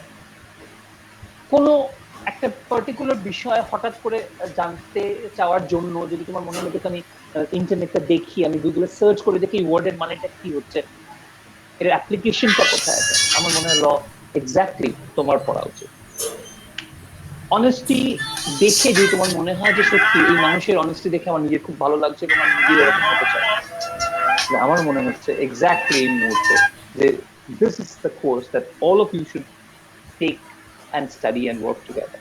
মনে রাখবে যে এই অ্যাসপেক্ট গুলো যদি তোমাদের ভালো লাগে তাহলে ল তোমাদের ভালো লাগবেই।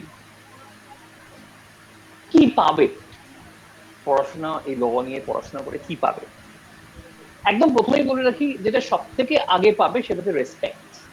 2 নম্বর যেটা পাবে সেটা হচ্ছে প্রচন্ড জব স্যাটিসফ্যাকশন। 3 নম্বর হচ্ছে তুমি স্বাভাবিকভাবে যখন তুমি রেসপেক্ট পাচ্ছ, জব স্যাটিসফ্যাকশন পাচ্ছ, তুমি খুব খুশি থাকবে।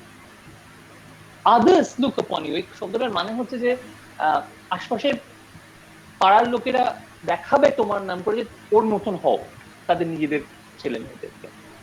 আর কি পাবে? তোমার নাম হবে, যশ হবে, খ্যাতি হবে, এগুলো হবে। এর মধ্যে একটা জিনিস কিন্তু মিসিং আছে, একটু পরে দেখাচ্ছে, সেটা যে টাকা পয়সা। পেতেও পারো, নাও পেতে পারো। কেন এই কথাটা বলছি? এই কথাটা বলার কারণ একটা, সেটা হচ্ছে যে আমি অ্যাটলিস্ট যাদেরকে দেখেছি যারা ল নিয়ে কাজ করেছেন, তাদের মুখে কোনোদিন টাকা শব্দটা শুনি। যারা আমি দেখেছি যে সাংঘাতিক ভালো ল নিয়ে রিসার্চ করছে, তারা কোনোদিন টাকা গুনছে দেখিনি আমি নিজের চোখে। যারা প্রচন্ড ভালো প্র্যাকটিস করে, হাইকোর্টে বলো, সুপ্রিম কোর্টে বলো, লোয়ার কোর্টে বলো, যাদের বাড়ির সামনে প্রচুর লাইন, তাদেরকেও আমি টাকা গুনতে দেখি, তাদের কথা বলতেও শুনিনি। মানে ভগবানের কৃপায় প্রচুর এরকম মানুষের মানে সান্নিধ্যে আমি আসতে পেরেছি আমার জীবনে। কিন্তু এই জিনিসটা আমি কিন্তু দেখেছি একদম কমন টু এভরিবডি, যে টাকা পয়সার কোনো ব্যাপার নেই। আমি এরকম একজনকে দেখেছি, এরকম প্রচুর রয়েছেন যারা মানে মাস গেলে প্রায় লক্ষ লক্ষ লক্ষ টাকা ইনকাম করছে প্র্যাকটিস। কিন্তু হাইকোর্টের জাজ হতে গেলে প্র্যাকটিস থেকেও তারা জাজেস হয়, আবার যারা মানে পরীক্ষা দিয়ে লোয়ার জুডিশিয়ারি, তারপরে হায়ার জুডিশিয়ারি, তারপরে হাইকোর্টে তারা জাজ হন, এরকমও হয়। আমি এরকম লোক দেখেছি যারা অনেক টাকা পায় প্র্যাকটিস করে, কিন্তু তারা হাইকোর্ট থেকে তাদের জাজ হওয়ার সুযোগ করে দেওয়ার জন্য তারা সেই জাস্ট 2-3 লাখ টাকা 4 লাখ টাকা মাসে মাইনে পাবে সেইখানে চলে গেল, তাদের 40-50 লাখ টাকা মাসের ইনকামে তাদের দরকার নেই। তার মানেটা হচ্ছে এটাই যে টাকা জীবনে সবকিছু নয়। যদি তোমার মনে হয় যে তোমার জীবনে তোমার কাছে টাকাটা হচ্ছে জীবনের প্রায়োরিটি নয়, অন্য অনেক কিছু আছে যেটা প্রায়োরিটি হয় তোমার জীবনে, টাকা ছাড়া চলবে না, দ্যাটস আ ডিফারেন্ট স্টোরি। যার বাড়ির সামনে 40 জন ক্লায়েন্ট দাঁড়িয়ে থাকে, তার সেই বেসিক টাকাটা দরকার। আমি আরেকটা ছোট্ট এক্সাম্পল দিচ্ছি। আমি আমাদের কলেজে একটা প্রোগ্রাম হবে, আমি একজন হাইকোর্ট জাজের কে ইনভাইট করার জন্য গেছি। তখন রিসেস টাইম চলছে হাইকোর্টে, জজ সাহেবের ঘরে ঢুকেছি, আগে থেকে কন্ট্যাক্ট করেই গেছিলাম, অ্যাপয়েন্টমেন্ট নিয়ে গেছিলাম। তো উনি লাঞ্চ করবার আগেই আমার সঙ্গে দেখা করলেন। তো আর ওদিকে যিনি ওনার অ্যাসিস্ট্যান্ট, উনি খাবারের প্লেট সাজিয়েছেন, বাড়ির থেকে টিফিন কোটো করে খাবার নিয়ে এসছে। আমি দেখছি, আর চোখে দেখছি যে কি খাচ্ছেন, মানে বিরিয়ানি খাচ্ছেন না পোলাও খাচ্ছেন না কি খাচ্ছেন, চিকেন মাটন। দেখছি যে দুটো না 3টে রুটি ছিল বলে, একটু বাঁধাকপির তরকারি, ওই তরকারিটা বাঁধাকপি কেন সেটা বলে দিচ্ছি, কি করে জানলাম, আর একটা মিষ্টি রাখলো, সেটা ওনাদের খেলেন।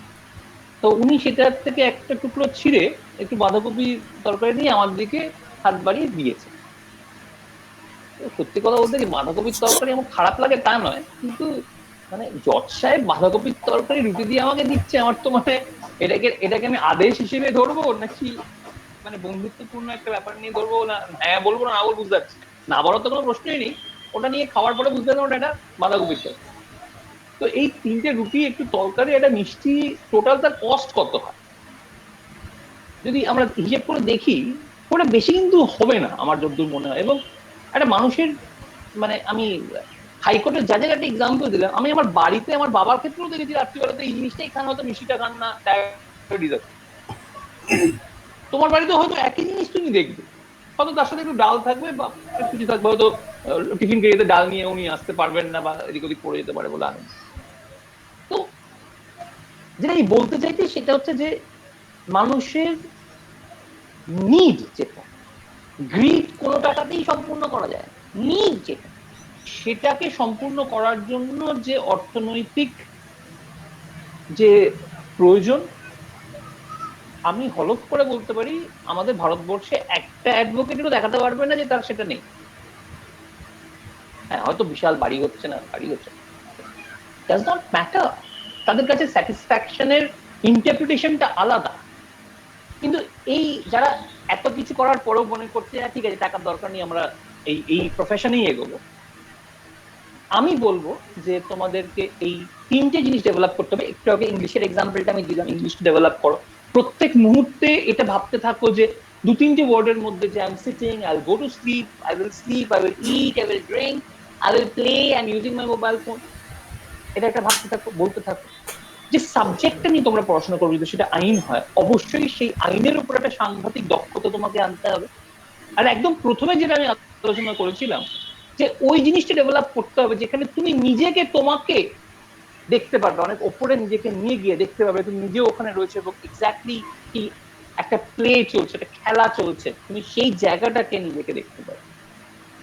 যখনই তোমার এই 3টে জিনিস হয়ে যাবে, লেট মি টেল ইউ যে এন্টায়ার কান্ট্রি তোমাকে ওয়েলকাম করবে, কারণ এক্স্যাক্টলি এই জিনিসগুলোর অভাব আমাদের দেশে রয়েছে। আর এই অভাব পূরণ করার জন্যই আমার নেক্সট জেনারেশনের প্রত্যেকটা ছেলে মেয়েদের কাছে আমার বিনীত অনুরোধ যে এই জিনিসটা তোমরা যদি করো তবে কিন্তু একদম there is nothing which can stop you from being a leader, from being successful, being a good human being, being an honest human being. আর মানে I'm telling this to you, everyone will thank you মানে আমি তোমাকে এখন আমার presentation শেষ হওয়ার জন্য thank you দিচ্ছি না, just this is something which I think everyone should, and I believe also যে everyone can be a game changer, everyone can be like something really really good. Pallava sir আর বেশি কিছু বলছি না, ঠিক আছে? একটু সময় নিলাম, কারণ মেসমেরাইজেশন থেকে বেরিয়ে আসতে গেলে তো একটু সময় লাগবে। I was really mesmerized. মনে হয় একটা জাদুদণ্ড ঘুরিয়ে দিলেন। বাচ্চারাও আমাকে ফিডব্যাক যা দিচ্ছে অসাধারণ বলছেন। এই ব্যাপারটা আমার অচিন্ত কুমার সেনগুপ্তের একটা কবিতা মনে পড়ে গেল। কবিতার একটা লাইন, যেখানে ট্যাক্সি করে উনি যাচ্ছিলেন, কবি বলছেন উনি যাচ্ছেন, হঠাৎ করে ট্যাক্সিওয়ালা বলছে যে ওই মোড় দিয়ে যাবো না, ওই দেখছেন না কতগুলো বখাটে ছোড়া, তারা কিচ্ছু নেই, ওদের কোনো ভবিষ্যৎ নেই, কিচ্ছু নেই, ওরা দাঁড়িয়ে আছে, জটলা করছে, এক্ষুনি গেলে আমার কাছে আপনাদের কাছে মানে ট্যাক্সিতে লিফট চাইবে। তখন ওদের মানে ট্যাক্সিওয়ালার কথা না শুনে উনি বলছেন যে না, ওদিক দিয়ে যাবো, ওটাই আমার ডেস্টিনেশন। তো ওদের সঙ্গে যখন দেখা হচ্ছে, ওরা তখন সে বলছে, ওরা কবি নিজেই জায়গা দিচ্ছেন, এসো তোমরা। তা উঠে আসছে সেই বখাটে ছোড়ারা, এবং তারা বলছে কি হয়েছে না, হয়েছে একটা জিনিসই, রাস্তার একজন ভিখিরি, সে গাড়ি চাপা পড়েছে, তাকে এক্ষুনি হাসপাতালে নিয়ে যেতে হবে। যাদেরকে খারাপ বলা হচ্ছিল, যাদেরকে সমাজে একটা কোনায় ঠেলে দেওয়া হচ্ছিল, তারা একটি ভিখিরিকে, ওই রক্ত মাখা ওই দেহে ওই ভিখিরিটিকে হাসপাতালে নিয়ে যাওয়ার জন্য তারা ব্যাকুল হয়ে উঠেছে। তো ওখানেই কবি বলছেন আশা আছে, আশা আছে। তো এই একটা অসাধারণ কথা, দিক বিদীর্ণ মানে দিক বিদিক সমস্ত দিক থেকে যেন একটাই কথা ভেসে উঠছে, যেন it's a kind of oracle যেটা ভেসে উঠছে। উনি পিছন ফিরে তাকিয়ে দেখছেন ওই শীর্ণ পত্রহীন গাছটার মধ্যে, ওনার মনশ্চক্ষে দেখছেন পাতা যেন ভরে যাচ্ছে, এবং দিকে দিকে ধ্বনিত হচ্ছে একটাই কথা, আশা আছে, আশা আছে। তাই সবকিছুর দিক থেকে আশা রয়েছে।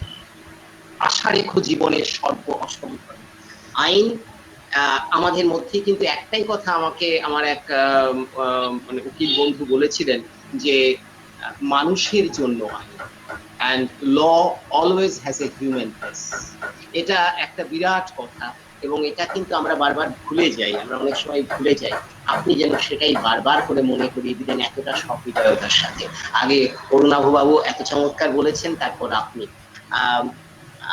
তোমরা মানে আমি ছাত্রছাত্রীদের বলছি, তোমাদের যদি আমার একটা ইন্টারঅ্যাক্টিভ সেশন আমরা শুরু করব, তোমরা তোমাদের প্রশ্ন, তোমাদের যদি কিছু জানবার থাকে, তোমরা প্রশ্ন এই দুই স্যারকেই তোমরা করতে পারো। আমি তোমাদের প্রশ্নের জন্য তোমরা নিজেদেরকে আনমিউট করো এবং তোমাদের প্রশ্ন তোমরা করো।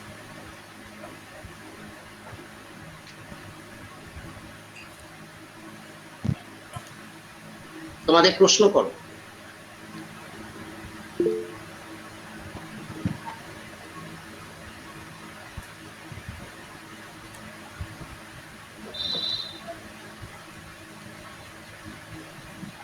তোমাদের কেরিয়ার নিয়ে, তোমাদের অনেক সাবজেক্ট নিয়ে অনেক প্রশ্ন আছে, তোমরা প্রশ্নগুলো করো। তোমরা কি লজ্জা পাচ্ছ নাকি? তা একটু পাচ্ছে বই স্যার। আমরাই পাবো যখন যদি আমাদের সামনে যারা নোবেল লরেট বসে থাকে, আমাদের থেকে সিনিয়র। আচ্ছা, আমার কিছু প্রশ্ন আছে, আমি একটু প্রশ্নগুলো করি। হ্যাঁ ম্যাডাম, অবশ্যই। হ্যাঁ একদম ম্যাডাম বলুন। আচ্ছা, প্রথম প্রশ্ন হচ্ছে যে regarding the career in law, কোন টাইমে ওরা প্রিপারেশন নেওয়া শুরু করবে? এবছরের পরীক্ষা কি হয়ে গিয়েছে, যেটা এন্ট্রান্স এক্সাম? না একদম হয়নি, এখনো শুরুই হয়নি এন্ট্রান্স এক্সামিনেশনের, এখন কিছু শুরু হয়নি। এখন প্ল্যান করতে হবে, ওদেরকে অ্যাপ্লিকেশন করতে হবে যখন ওপেন হবে বিভিন্ন জায়গায়, তারপরে ফর্ম ফিল আপ করে পরীক্ষায় বসলেই কম বেশি সবাই পেয়ে যাবে। আবার একটু প্রিপারেশন নিতে হবে ভালো করে। একটু লিংক গুলো যদি একটু পাঠান। ল কলেজ রয়েছে, একটু যদি মানে গভর্নমেন্ট ল কলেজ, মানে যেখানে এখানে তো এরা তো সবাই মানে অনেক বেশি এন্ট্রান্স দিয়ে পারবে না। না এন্ট্রান্স ফির ব্যাপারটা নয়, ব্যাপারটা হচ্ছে যে গভর্নমেন্টের যা অর্গানাইজেশন গুলো আছে, ইনস্টিটিউশন আছে, সেখানে অনেকই কম, মানে সেখানে মানে খুব কম পয়সাতেই পড়াশোনা করা যায়। মানে আমার 5 বছরে শুধুমাত্র ল কলেজে আমার যা পড়তে লেগেছে, আমার ছেলে মেয়েদের 1 মাসের মাইনেই তার থেকে বেশি তো স্কুলে। তো সেই হচ্ছে ব্যাপার। তো এখন পয়েন্টটা হচ্ছে এটাই যে ইউনিভার্সিটিস গুলোকে আইডেন্টিফাই করতে হবে। একটা হচ্ছে ক্যালকাটা ইউনিভার্সিটি। ক্যালকাটা ইউনিভার্সিটি মানে একটা ইউনিভার্সিটি নয়, এর আন্ডারে প্রায় 8-10টা কলেজ আছে। তার মধ্যে 4টে কলেজ হচ্ছে গভর্নমেন্ট, তার এছাড়াও অনেক প্রাইভেট কলেজ রয়েছে, ঠিক আছে? তো মানে ইভেন ওই সাউথ 24 পরগনাতেও ওই বিকাশ ভারতী আইন কলেজ রয়েছে, যেটা একদম জোকা থেকে এই আমতলার মুখটাতে। তো হ্যাঁ, মানে আমতলায় আছে। এমন নয় যে আমার তাদের একজন কিছু প্রাক্তন অনেক দূরে ছাত্রী আসতে আছে স্কুলে। হ্যাঁ, তো এটাই হচ্ছে কথা, খুব বেশি মানে সমস্যা নয়। আর এখন গভর্নমেন্ট বোধহয় মানে স্টেট গভর্নমেন্টের একটা নতুন প্রকল্প এসছে, এক ধরনের ক্রেডিট কার্ড সিস্টেমে বোধহয় কিছু দিচ্ছে, ব্যবস্থা করছে। আমি জানি না সেটা এখন এই ছেলেমেয়েরা পাবে কিনা, বা সেই সুযোগটা আসছে কিনা তাড়াতাড়ির মধ্যে। মানে কারণ যখন বলে তার থেকে অনেক দেরি হয়ে আছে, মানে অ্যাকচুয়ালি বেনিফিট গ্রাউন্ড লেভেলে পেতে। আর যারা এই মুহূর্তে এলএলবি মানে পড়ার চিন্তা করছে ক্লাস 12 পরে, সেটা তো এক্ষুনি লাগবে। আমার মনে হয় যে বিশাল কিছু খরচা নয়, করতে পারবে, নিজের মতন করতে পারবে, যাদের ইচ্ছা থাকে, যাদের আচ্ছা, এইটা যে 5 থাকে, বছরের তারা এলএলবি অন্যান্য কোর্সটা,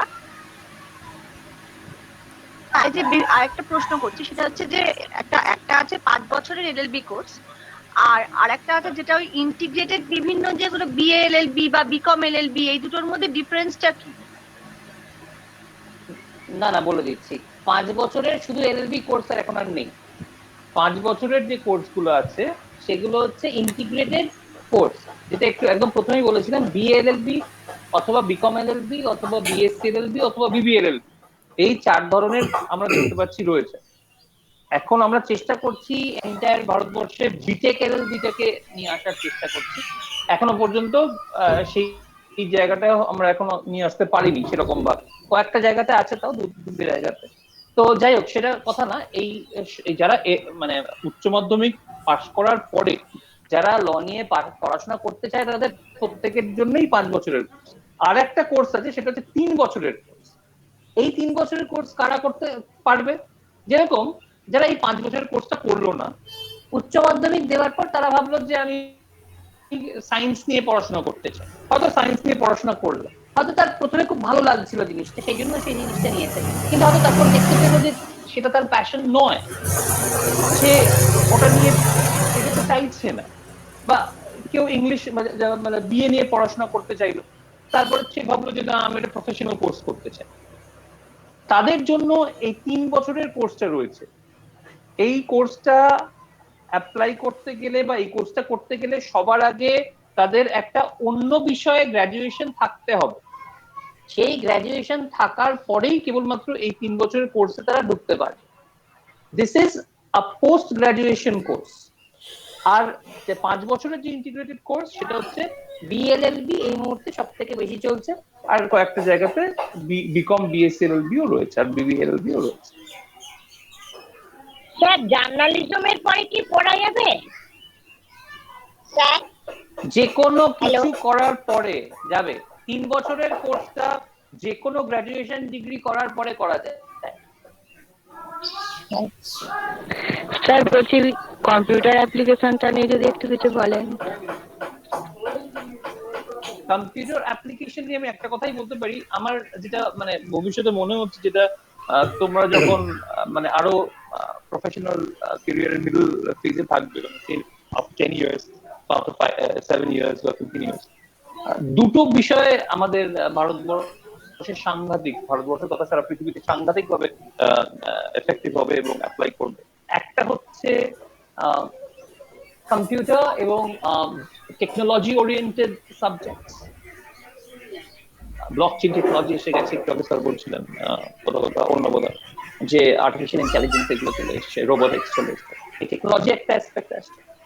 আর আরেকটা হচ্ছে এনভায়রনমেন্টাল অ্যাসপেক্ট, মানে প্রকৃতিকে মানে ন্যাচারাল সায়েন্স বা ক্লাইমেট চেঞ্জ বা ব্লু ইকোনমি, এই অ্যাসপেক্ট গুলো সাংঘাতিক ভাবে আসছে। নেক্সট 5-10 ইয়ার্স এর মধ্যে এটা একটা ম্যাসিভ ডিফারেন্স ক্রিয়েট করবে।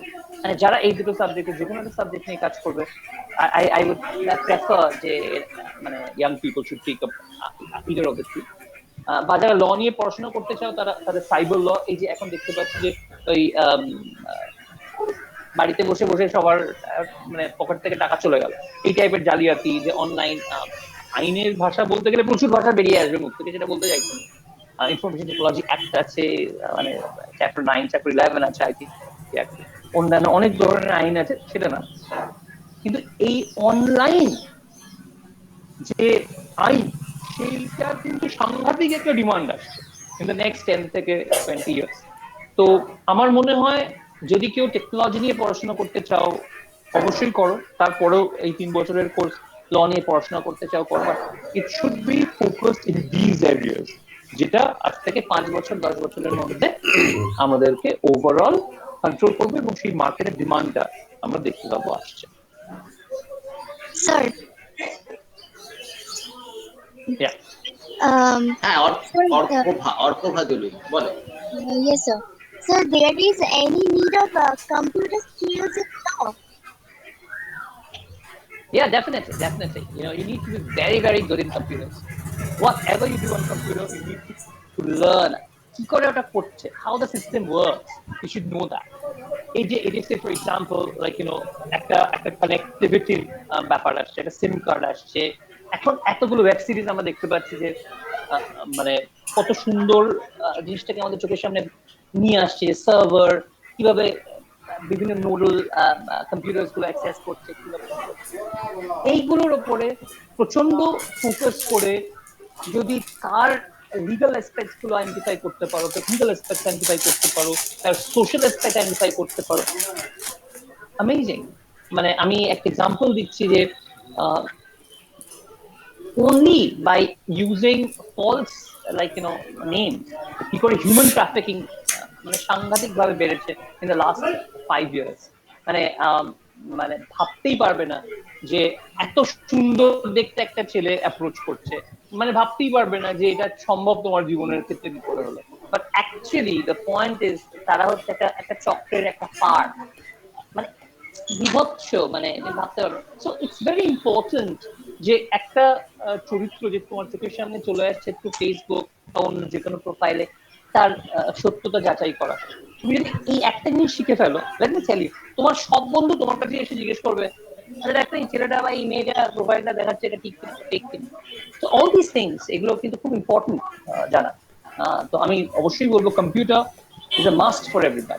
মানে কেউ টেকনোলজি নিয়ে পড়াশোনা করুক বা না করুক, দিস ইজ মাস্ট। আমি একটা প্রশ্ন করতে চাই। আমার প্রশ্নটা হচ্ছে মেইনলি মিস্টার দত্তকে, যেহেতু উনি জেনারেলি পুরো ব্যাপারটা বলেছিলেন। একটি আমার কাছে প্রশ্ন যে সমস্ত স্টুডেন্টরা দিয়েছেন আর কি, মানে ওরা জমা করেছে এবং দেখতে পাচ্ছি হোয়াটসঅ্যাপেও, তার থেকে বেশ কয়েকটি প্রশ্ন এবং রিলেটেড লাগছে যে মেডিকেল ফিল্ডে একটি ছাত্রী যেতে চাইছে। একজন প্রশ্ন করেছে মেডিকেল ফিল্ড সম্পর্কে যদি একটু কিছু বলা যায়। আর একটি প্রশ্ন যেটা রিলেটেড, যে একটি স্টুডেন্ট সে অঙ্ক পছন্দ করে না মাধ্যমিক লেভেলে, সে 11 এর জন্য সে বায়োসায়েন্স নিয়েছে অঙ্ক বাদ দিয়ে। তো এই দুজনের ক্ষেত্রে যে কোন কোন ওপেনিং গুলো ওরা পরবর্তীকালে পার্সু করতে পারে, যে অঙ্ক বাদ দিয়ে বায়োসায়েন্স নিয়েছে এবং তার ভবিষ্যৎটা সে কিভাবে পার্সু করতে পারে। আর একটি প্রশ্ন যেটা এসছে এমনি জেনারেল মেডিকেল ফিল্ড নিয়ে, মেডিকেল ফিল্ড তো অনেক বড় একটা ব্যাপার, তো যদি সেই এভিনিউজ গুলো একটু বলা যায় মিস্টার দত্ত। হ্যাঁ, প্রথম কথা মেডিকেল ফিল্ড বলতে কেউ যদি ডাক্তারি বলছে কিনা সেটা মানে দেখলাম এখানে, যে ডাক্তারি যদি বলা হয় তাহলে তো তোমাকে এইচএসএফ বায়োলজি, ম্যাথামেটিক্স, কেমিস্ট্রি নিয়ে পড়তে হবে। তারপর তোমাকে এন্ট্রান্স, এখন যেটা নিট হচ্ছে ন্যাশনাল এন্ট্রান্স এলিজিবিলিটি টেস্ট, সেটা তোমাকে দিতে হবে, দিয়ে তুমি সেখানে এমবিবিএস কোর্সে ভর্তি হতে পারবে। মানে সেটা তো মানে একদম একটা বেসিক এবং একটা তোমার স্ট্রিম একটা চলে যাচ্ছে তোমার। আর যদি তুমি এমনি মেডিকেল ফিল্ড বলো বা বায়োলজিক্যাল সায়েন্সের ব্যাপার বলো, যেটা স্যার বললেন যে লিগাল এবং মেডিকো লিগাল একটা সেখানেও কিন্তু একটা লাইন আছে বলে আমার মনে হয়। উনি বললেন যে বিটেকের সঙ্গে ল যোগ করবেন, তার সঙ্গে যদি এমবিবিএস এর সঙ্গে ল যোগ করা যায় কিনা আমি জানি না, বা যদি করা যায় সেটা ভালো। আমরা তো দেখি বিভিন্ন জায়গায় যে মেডিকেল লিগাল যে কেসগুলো আছে সেখানেও কিন্তু লয়ারের দরকার হয়। ফলে ল এমন একটা জিনিস যেটা আমি শুনছিলাম, মানে আমি নিজে সবসময় এনরিচ করি, কারণ এই ইনফরমেশন গুলো শুনলে আমি অন্য জায়গায় বলতে পারবো। ফলে ল, এটা আমার নিজের এক্সপিরিয়েন্স থেকে দেখেছি, ল লাগে না এমন কোনো জায়গা নেই, সেটা সরকারি জায়গায়, সেটা যে কোনো জায়গায়, সেটা কর্পোরেট ল হতে পারে, সেটা বিভিন্ন জায়গায় হতে পারে। এবং বায়োলজিক্যাল সায়েন্সও কিন্তু সেই বিভিন্ন যে ইন্ট্রিকেসিস আছে এবং প্রবলেমস যেগুলো আছে সেখানেও কিন্তু লয়ের একটা প্রভাব আছে এবং মানে দরকার আছে। এবং সাইবার ল যেটা উনি বলছেন, ভীষণ সাইবার ক্রাইম বেড়ে গেছে, যে জামতারা গ্যাং, তোমরা হয়তো শুনেছো যে অনলাইনে যে টাকা ফ্রড হয়, যে এবং এই ব্যাপারগুলো এবং মানুষকে বিয়ে করা, সেই জায়গাগুলো তো থাকছেই। ফলে সেক্ষেত্রে কিন্তু সাইবার ক্রাইমের একটা ভীষণ গুরুত্ব আছে। আর পল্লববাবু যেটা আমাকে বললেন যে আরেকজন যে বায়োলজি নিয়ে পড়ছে তার ম্যাথ ভালো লাগে না, এখন ম্যাথ করলেই যে সে মানে বিশাল কিছু হবে, বা ম্যাথ নিয়ে পড়লেই আর ম্যাথ না নিয়ে পড়লেই যে কিছু হবে না, সেটা একদম ভুল ধারণা। তোমার যদি কারোর বায়োলজি নিয়ে ভালো করে সে যদি পড়ে, সে অনেক কিছু জায়গায় যেতে পারে। প্রথম হচ্ছে যে সে ডাক্তারি তো পড়তেই পারে তার উচ্চ মাধ্যমিকের পরে, সেটা যদি সে না পড়ে সে জুওলজি, ফিজিওলজি বা বটানি অনার্স নিয়ে পড়তে পারে সেখান থেকে, বা অন্য আরো কিছু কিছু জিনিস আছে, আমি সেগুলো সেই সাবজেক্ট গুলো বায়োটেকনোলজি এগুলো না পড়তেই বলবো। সেটা মাস্টার ডিগ্রির ক্ষেত্রে তুমি পড়তে পারো, সেখানে মাইক্রোবায়োলজি আছে, তারপরে আরো অনেক মানে রিসার্চ ফিল্ড। এবং আমার এক বন্ধু, সে জুওলজি অনার্স নিয়ে পড়েছিল, তারপর মাইক্রোবায়োলজিতে এমএসসি করেছে, এখনো এনআরএস এ একটা এই যে পুরো যে কোভিড এর যে আরটিপিসিআর যে ল্যাব, তারও হেড, এবং ও সেখানে পুরো জিনিসটা করছে। খুব যে ভালো পড়াশোনা ছিল, খুব এক্সেলেন্ট কিছু ছিল সেরকম কিছু না, মধ্যম মানের ছেলে ছিল, কিন্তু এখন কিন্তু ও একটা লাইন ধরে নিয়ে বায়োলজি ভালো বুঝতো, বায়োলজি ভালো বাঁচতো, সেই জায়গা থেকে কিন্তু একটা ভালো জায়গায় আছে। ফলে কোনো কিছুই অসম্ভব কিছু না। এবং বায়োলজির লাইন এবং মানুষ পৃথিবীতে এত বাড়ছে, সেক্ষেত্রে কিন্তু এই দুটো জায়গা, একটা হচ্ছে এই লিগাল জায়গাটা, সেখানে মানুষের মানুষের কনফ্লিক্ট বাড়ছে, ফলে সেক্ষেত্রে লিগাল মানুষের দরকার পড়বেই। আরেকটা হচ্ছে যারা হচ্ছে এই মেডিকেল প্রফেশনে আছে, সেটা ডাক্তার হতে পারে, সেটা প্যারামেডিক্যাল কোর্স হতে পারে, সেটা health assistance, health care field হতে পারে। ফলে সেই জায়গাটা কিন্তু মানুষের দরকার পড়ছে এবং পড়বে, আগামী দিনে সেটা কিন্তু বাড়বে, কারণ মানুষ যত বাড়ছে এই জায়গাটা কিন্তু বাড়ছে। এবং এই জায়গাগুলো কিন্তু রোবট সেভাবে একটা মানুষকে, একটা রোবট কেয়ার করতে পারে না, একটা মানুষকে কেয়ার করতে গেলে কিন্তু মানুষেরই দরকার। ফলে হেলথ কেয়ার সেক্টরে মানুষের ভীষণ মানে দরকার বাড়ছে, গুরুত্ব বাড়ছে। এটা একটা খুব ভালো সেক্টর, এবং সেখানে বায়োলজির গুরুত্বটা অবশ্যই থাকছে। আজকে বিভিন্ন যে ল্যাব, যে ল্যাব টেকনিশিয়ান, সেখানেও বায়োলজি জানা ভীষণ জরুরি, আর বেসিক নলেজ না থাকলে সেটা পারা যায় না। এবং মেডিকেল রিপ্রেজেন্টেটিভ যে ব্যাপারটা আছে, সেটাও অনেকে মানে অনেককে আমি সেভাবে গাইড করেছি। মেডিকেল রিপ্রেজেন্টেটিভ লাইনও কিন্তু ভালো, অনেকে সেখান থেকে করে কিন্তু যথেষ্ট এস্টাবলিশড হয়েছে, যদি কোনো একটা ম্যানেজমেন্টের কোর্স করে নিয়েছে সেখান থেকে। ফলে বায়োলজির লাইন খুবই ভালো, সে বিষয়ে কোনো সন্দেহ নেই, স্কোপ প্রচুর, sky is the limit. Hello sir, আমার একটা কোয়েশ্চেন আছে। আমি জিওগ্রাফি নিয়ে রিসার্চ করতে চাই, কিন্তু স্যার এক্ষুনি যে ল নিয়ে যে সকল নেচার বলা হলো, মানে মানে লয়ার হতে গেলে যে ধরনের নেচার থাকবে, সেই ধরনের সিমটমস আমার মধ্যে আছে, কিন্তু স্যার আমি জিওগ্রাফি নিয়ে পড়তে চাই, তাহলে আমার কোন দিকে যাওয়ার কথা, বা কোন দিকে গেলে আমি ভালো করে সেই জায়গাটা ধরে রাখতে পারবো? আমার ব্যক্তিগত ধারণা হচ্ছে যে you should always pursue your passion. আমি সবসময় মনে করি যে আমরা রাত্রে ঘুমোতে যাবার আগে যে স্বপ্নটা দেখছি, সেটাকে বাস্তবায়িত করার জন্য অনেক সময় আমাদের ঘুম আসে না। আমার মনে হয় যদি তোমার জিওগ্রাফিটাই সেই অবজেক্টিভ থাকে, তোমার যদি সেই অ্যাসপেক্টই থাকে, I think that is your line, এবং আমার মনে হয় তোমাকে সেখানেই ফোকাস করা উচিত। Thank you sir. একটা প্রশ্ন এসেছে যে নিট দিতে গেলে কি অঙ্ক থাকার প্রয়োজন? বনানী গায়েন প্রশ্নটি করেছে, নিট দিতে গেলে কি অঙ্ক থাকার প্রয়োজন? না, ওটা বায়োলজি, সায়েন্স আর ম্যাথ, বায়োলজি, কেমিস্ট্রি, ফিজিক্স থাকলেই দিতে পারে ম্যাথ ক্লাস। আচ্ছা, আর সিভিল সার্ভিস সম্পর্কে যদি একটু বলা যায়, মানে অনেকেই বলছেন যে সিভিল সার্ভিসের ব্যাপারে একটু ডেসক্রাইব করবেন। হ্যাঁ সিভিল হ্যাঁ সার্ভিস। স্যার, ইউপিএসসি এক্সাম নিয়ে যদি কিছু বলেন। আচ্ছা হ্যাঁ, ইউপিএসসি তে একটা সিভিল সার্ভিস হয়, আর মানে যেটা স্টেট পাবলিক সার্ভিস কমিশন সেখান দিয়ে আরেকটা সিভিল সার্ভিস হয়, যেটা হচ্ছে ডাব্লিউবিসিএস সার্ভিস, যেটা আমি করছি সেখানে একটা সার্ভিস আমি করি। আর ইউপিএসসি হচ্ছে যেটা ইউনিয়ন পাবলিক সার্ভিস কমিশন, সেখান থেকে 22 রকমের সার্ভিসে রিক্রুটমেন্ট হয়। সেখানে ফার্স্ট হচ্ছে আইএএস, আইপিএস, আইআরএস, আইএফএস এগুলো আছে। বেসিক এলিজিবিলিটি হচ্ছে যে কোনো স্ট্রিমে সে তাকে গ্র্যাজুয়েট হতে হবে। বেসিক এলিজিবিলিটি যে গ্র্যাজুয়েট যে কোনো স্ট্রিমে হলেই সে দিতে পারে। এরপরে হচ্ছে যে এমন নয় যে তোমাকে মাস্টার্স করতে হবে বা অন্য কিছু, গ্র্যাজুয়েট হলেই যে কেউ দিতে পারে। সেটা ল গ্র্যাজুয়েট হতে পারে, কেউ বিটেক হতে পারে, কেউ এমবিবিএস হতে পারে, যে কোনো সাবজেক্টে গ্র্যাজুয়েট হলেই দেওয়া যায়। এবার পড়তে অনেক কিছু হয়, অনেক কিছু থাকে। পৃথিবীর সব থেকে কঠিন পরীক্ষা বলা হয় ইউপিএসসি সিভিল সার্ভিসকে। ফলে আর যারা সেখান থেকে রিক্রুটমেন্ট পায় তারা প্রথম দিকে যারা র্যাঙ্ক করেন তারা আইএস বা আইএফএস এবং আইপিএস হয়। তোমরা দেখছো যারা ডিস্ট্রিক্ট ম্যাজিস্ট্রেট, পুলিশ সুপারিনটেন্ডেন্ট এই ধরনের পোস্টে প্রথম 1-2 বছরের মধ্যে তাদের রিক্রুটমেন্ট হয় ট্রেনিং এর পরে। মানে তোমরা যখনই গ্র্যাজুয়েশন করবে, যদি জেনারেল লাইনে গ্র্যাজুয়েশন করো বা যদি টেকনিক্যাল লাইনেও করো, যদি কারোর একটা প্যাশন থাকে যে আমি সিভিল সার্ভিসে যাবো, বিশেষ করে ইউপিএসসি তে, তাহলে কিন্তু সেই সময় থেকেই তুমি যদি প্রিপারেশনটা নাও সেটা তোমার পক্ষে বেটার হবে। এখন নেটে গিয়ে, ইন্টারনেটে গিয়ে তোমরা যদি তার সিলেবাস বা কি ধরনের প্রশ্ন আসে সেগুলো তোমরা দেখে এখন থেকে একটা আইডিয়া পেতে পারো যে কিভাবে সেটা পড়া যেতে পারে।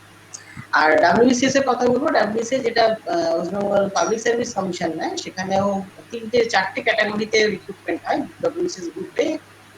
সেখানে 7টা সার্ভিস আছে। তারপর ডাব্লিউবিসিএস গ্রুপ বি যেটা হচ্ছে পুলিশ সার্ভিস, সেখান থেকে ডিএসপি রিক্রুটমেন্ট হয়। আর আরো গ্রুপ সি সার্ভিস আছে, সেখানেও প্রায় 11টা সার্ভিস আছে। আর তারপর গ্রুপ টু তে 3টে সার্ভিস আছে। ফলে এখানে এখান থেকেও এখানেরও বেসিক কোয়ালিফিকেশন কিন্তু হচ্ছে তোমার গ্র্যাজুয়েট হলেই দিতে পারবে। ফলে সেখানে আলাদা কোনো কোয়ালিফিকেশনের দরকার পড়ে না। ফলে তোমরা এখন স্কুলে পড়ছো, এরপর যখন গ্র্যাজুয়েশনে ভর্তি হবে, যদি সেদিকে ইচ্ছা থাকে সেই বয়স থেকেই কিন্তু তোমরা সেটার জন্য প্রিপারেশন নিতে শুরু করো। কারণ আফটার গ্র্যাজুয়েশন শুরু করলে একটু দেরি হয়ে যায়, সেটা মাথায় রেখে প্রিপারেশনটা নিতে। কমার্স নিয়ে প্রশ্ন করেছে কৃষ্টি গুছাই, কমার্স নিয়ে কি করতে পারবে? তো যদি কমার্সের প্রচুর লাইন। কমার্সের আমি সকালে একটা কেরিয়ার সেশন করছিলাম, সেখানে একটা কমার্স কলেজই ছিল। তো সেখানে ছেলেরা মানে ম্যাক্সিমাম কমার্স স্টুডেন্ট ছিল।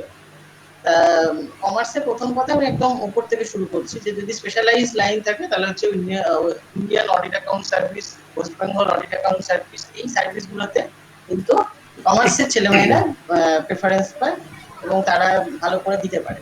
ফলে সেটা থাকে কমার্সের একটা একদম, যদি টপ গভর্নমেন্ট সার্ভিসের কথা বলো। আর যদি বাকি বলো যে কমার্সের স্টুডেন্টদের প্রচুর লাইন খোলা। আজকে যদি তুমি কোনোভাবে বিএড শিখে নাও, একটা ট্যালি শিখে নাও, যারা সেরকম সাইন করতে পারে না বা সেরকম তাদের স্কোপ থাকে না, আমি বলি তুমি একটা ট্যালির কোর্স করে নাও বা একটা জিএসটি ফাইলিং কোর্স করে নাও, তারাও কিন্তু যথেষ্ট ভালো ইনকাম করে। তারা নিজেরা করছে বা কারোর কোথাও করছে, সেই জায়গাটাও থাকে। আর চাকরির ক্ষেত্রে আমার এক বন্ধু নিজে বিকম পাস করে আজকে টিসিএস এ চাকরি করছে। ফলে এই যে কর্পোরেট কোম্পানিতেও কিন্তু, যেটা স্যার বলছিলেন যে কর্পোরেট কোম্পানিতে গুলো তো লয়ার থেকে শুরু করে বিভিন্ন ধরনের প্রফেশনাল মানে মানুষকে নিয়োগ করা হয়। আমার নিজেরই বন্ধু, সে কিন্তু বিকম পাস করে সে কিন্তু টিসিএস এ আছে এবং ওখানে যে কর্পোরেট যে পুরো অ্যাকাউন্টসটা ও কিন্তু দেখে, মানে একটা পার্ট দেখে। ফলে সেসব ক্ষেত্রেও এরকম মাল্টিনেশনাল কোম্পানিগুলোতে, এমএনসি গুলোতেও কিন্তু কমার্স ব্যাকগ্রাউন্ডের স্টুডেন্টদের জায়গা আছে। এবং বিভিন্ন কোম্পানির যে মার্কেটিং, তারপরে কমার্সকে উপরে তুমি একটা ম্যানেজমেন্টের কোর্স করে নিতে পারো, এমবিএ করতে পারো, বা একটা শর্ট টার্ম কোনো ম্যানেজমেন্টের কোর্স করতে পারো, এক্সিকিউটিভ কোর্স করতে পারো, করে নিয়ে তুমি কোনো কোম্পানিতে সেখানে চাকরি করতে পারো, কোনো অসুবিধা নেই। ফলে কমার্সের স্কোপ খুবই ভালো এবং সেই জায়গাটা কিন্তু মানে স্কোপ, মানে এটা ঘটনা যে কোনো জায়গারই কোনো স্কোপের অভাব নেই। মানে সুযোগ থাকলে, চেষ্টা থাকলে যে কেউ মানুষ যে কোনো জায়গায় যেতে পারে। এবার কারোর মধ্যে একটা প্যাশন থাকে, যে কারোর এই একটা ন্যাক থাকে, যেটা আগে একজন আমার বোন বলছিলেন যে তার জিওগ্রাফি পড়ার ইচ্ছা আছে, আর সেরকম কারোর ইচ্ছা থাকতে পারে, সেটা নার্চার করা উচিত। আর কমার্স নিয়ে পড়লেও কোনো অসুবিধা নেই, ভালো তুমি করতে পারবে।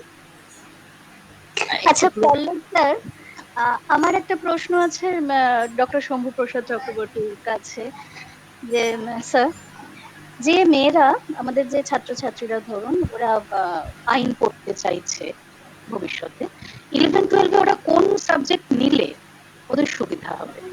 না, যে কোনো কিছু নিতে পারে, কোনো অসুবিধা মানে নেই। অ্যাডমিশন টেস্টের ক্ষেত্রে ওদের যে এন্ট্রান্স টেস্ট হয় না, তাতে কি কোনো সাবজেক্ট ওদের সুবিধা দেবে 11-12 ওরা যদি কিছু নেয় এরকম? না না, আমি বলছি একটা ব্যাপার, সেটা হচ্ছে যে যে হ্যাঁ। কোনো পরীক্ষা দেওয়ার আগে, মানে এই টাইপের মানে প্রফেশনাল কোর্সে পরীক্ষায় বসার আগে একটা প্রিপারেশন লাগে। তো আমার মনে হয় যে যে কেউ যদি 5 থেকে 6 মাস টাইম দেয়, আমার মনে হয় না, যদি সেরকম ফোকাস থাকে, কোনো পরীক্ষাতে সে ফেল করবে।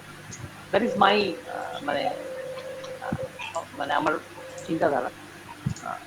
ফোকাস থাকতে হবে, মানে আমাকে ওটা অ্যাচিভ করতেই হবে, এরকম একটা মানসিকতা থাকতে হবে, এবং পুরোটা দিতে হবে তাকে, মানে তাকে কোনো কিছু বাদ দিলে চলবে না, এভরিথিং 100% দিতে হবে।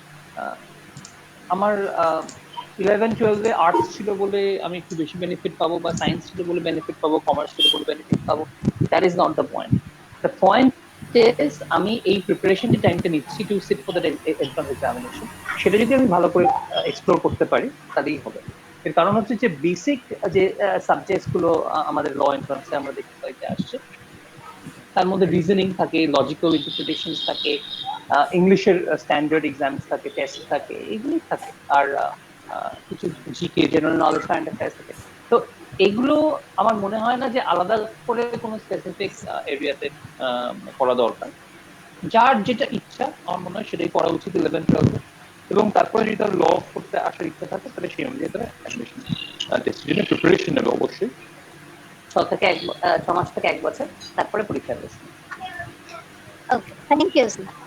আমি একটু ওনার পারমিশন নিয়ে একটু একটা প্রেজেন্টেশন ক্ল্যাটের, না একটা ক্ল্যাটের একটা আমি পিপিটি আমি দেখিয়ে দিচ্ছি।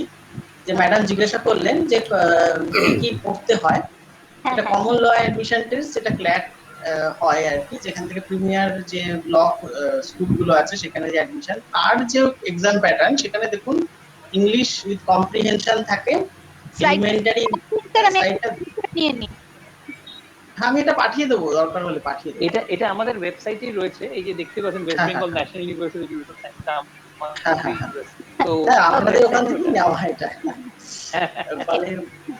এবার না, আমি এগুলো কালেক্ট করে রাখি, কারণ অনেক রকম প্রশ্ন আসে, তো তখন বলতে না পারলে একটু অপ্রস্তুত হয়ে যায় আর কি।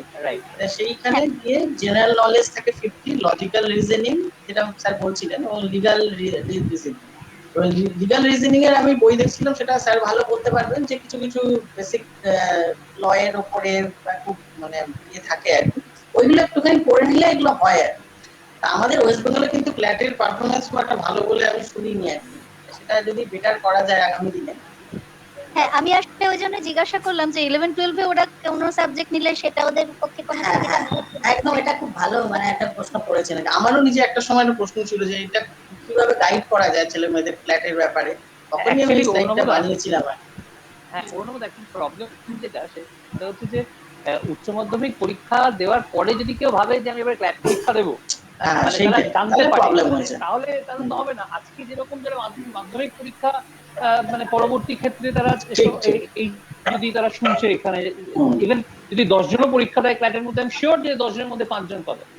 এই অ্যাওয়ারনেসটা আমাদের বেঙ্গলে তো নেই। আজকে অন্যান্য স্টেট এগোচ্ছে কেন? কারণ আমাদের স্কুল লেভেলে এই ইনপুটস গুলো দেওয়া হচ্ছে। রাজস্থানে ক্ল্যাটের পারফরমেন্স মানে খুব মানে টপ হয় একদম আর কি, যেটা আমি জানি আর কি। ওখানকার এত ইয়ে করা হয়, গাইড করা হয়, সেটা কিন্তু আপনাদের মতো স্কুলরা যে এগিয়ে আসে ছেলে মেয়েদেরকে যদি সেভাবে গাইড করে, নিশ্চয়ই পারফরমেন্স বেটার হবে আগামী দিনে। আমরা আশা রাখছি, আমরা যেভাবে চাইছি এবং আপনাদের সহযোগিতায় নিশ্চয়ই আমাদের ছাত্রছাত্রীরা পারবে ভবিষ্যতে, অন্তত জানতে তো পারছি। একদমই একদম।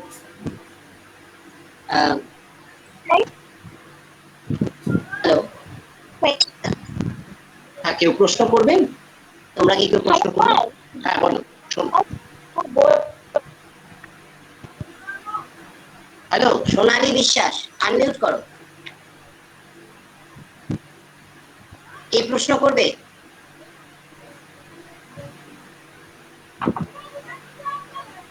আমাদের সময় কিন্তু একদমই বেশি নেই, যদি কেউ প্রশ্ন করতে চাও তো একটু বলো।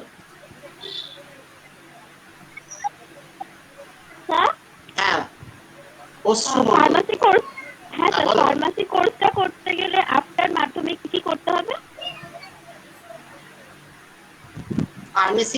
ফার্মাসি কোর্স করতে গেলে আফটার মাধ্যমিক কি কি করতে হবে? হ্যাঁ, ডিপ্লোমা কোর্স হয় ফার্মাসি, সেখানে মানে ওয়েবসাইটে নোটিফিকেশন দেয়, সেগুলো হচ্ছে ওয়েস্ট বেঙ্গল হেলথের যেটা পোর্টাল আছে সেখানে ওই আপনি এখনো খুললে দেখতে পাবেন যে ডিপ্লোমা ফার্মাসি নোটিফিকেশন মানে রিক্রুটমেন্টের নোটিফিকেশন দেওয়া আছে।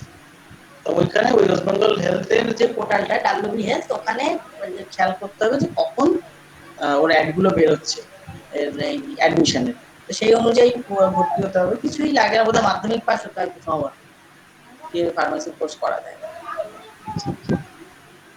ম্যানেজমেন্ট কোর্স নিয়ে একটি প্রশ্ন এসেছে, হোটেল ম্যানেজমেন্ট। আমরা যে জেনারেল স্কুল ম্যানেজমেন্টের সঙ্গেও বোধহয় লটা অনেকভাবে জড়িত বিভিন্ন জায়গায়, যদি একটু আলোকপাত করা যায়। আমাকে বলছেন ম্যানেজমেন্ট? ম্যানেজমেন্ট একটা হচ্ছে যে যারা বিবিএ, একটা তো ব্যাচেলার আছে যেটা BBA bachelor in business administration যেটা বলা হয়, আরেকটা হচ্ছে এমবিএ যেটা master in business administration. Hotel management হচ্ছে এইচএস পাশের পরে একটা পরীক্ষা হয় ওয়েস্ট বেঙ্গল, যেটা বোর্ডই করে। দাঁড়ান, আমি এখানে আমার একটা পিপিটি আছে ওই ইয়ের উপরে হোটেল ম্যানেজমেন্টের, আমি ওটা দেখিয়ে দিচ্ছি, তাহলে সুবিধা হবে।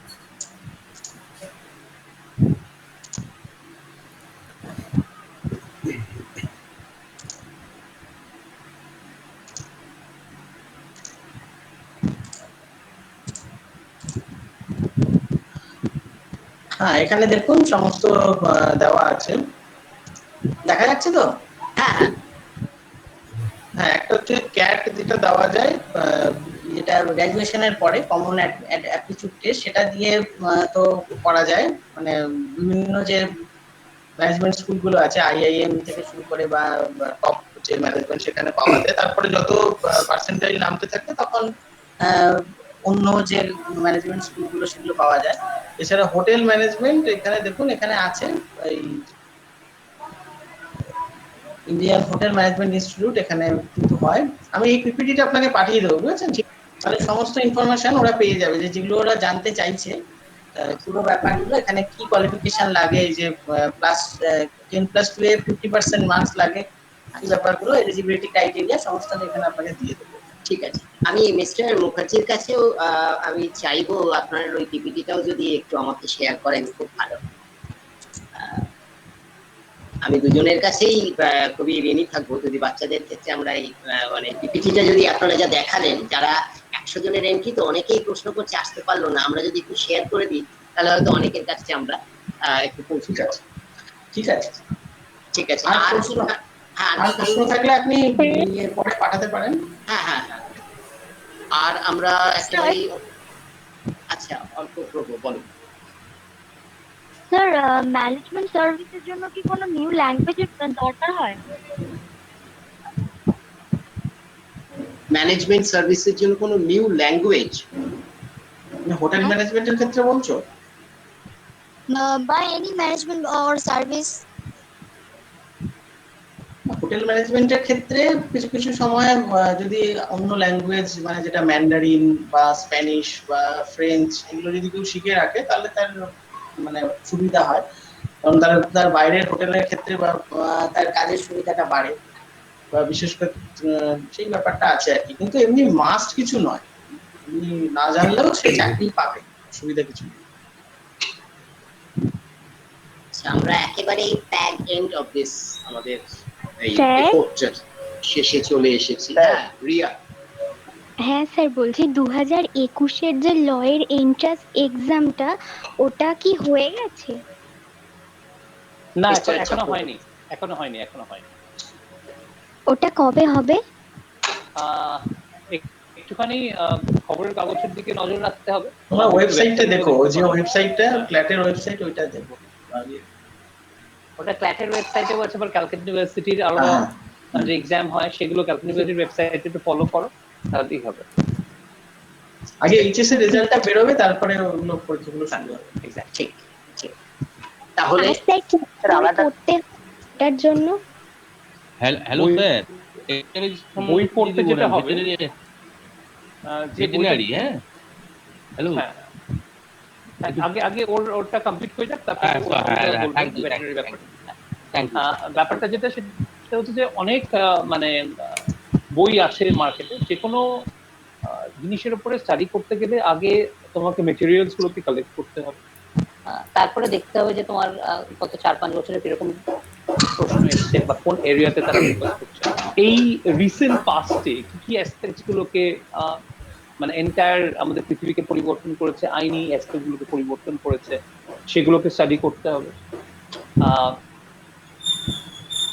3-4 মাস ওগুলোকে নিয়ে একটু চর্চা করতে হবে। After getting the materials preparation নিতে হবে এবং পরীক্ষা দিতে হবে টাইমে, তারপর রেজাল্ট ডেফিনেটলি তোমার পরে আসবে। That's my opinion. আচ্ছা, আমরা শেষ প্রশ্নটা নিচ্ছি ভেটেরিনারি সায়েন্সের উপর। অরুণাভ বাবু, আপনি কাইন্ডলি যদি একটু ওর প্রশ্নের উত্তরটা দেন, যে ভেটেরিনারি সায়েন্সের উপর ওরা পড়তে চাইছে বা এখানে কি কি এভিনিউজ গুলো থাকতে পারে? হ্যাঁ, যেটা তো জয়েন্ট দিতে হয়, জয়েন্ট দিয়ে ভেটেরিনারি সায়েন্স পড়া যায়, যেটা আমাকে বিবিএসসি বলছি, ব্যাচেলার ইন ভেটেরিনারি সায়েন্স।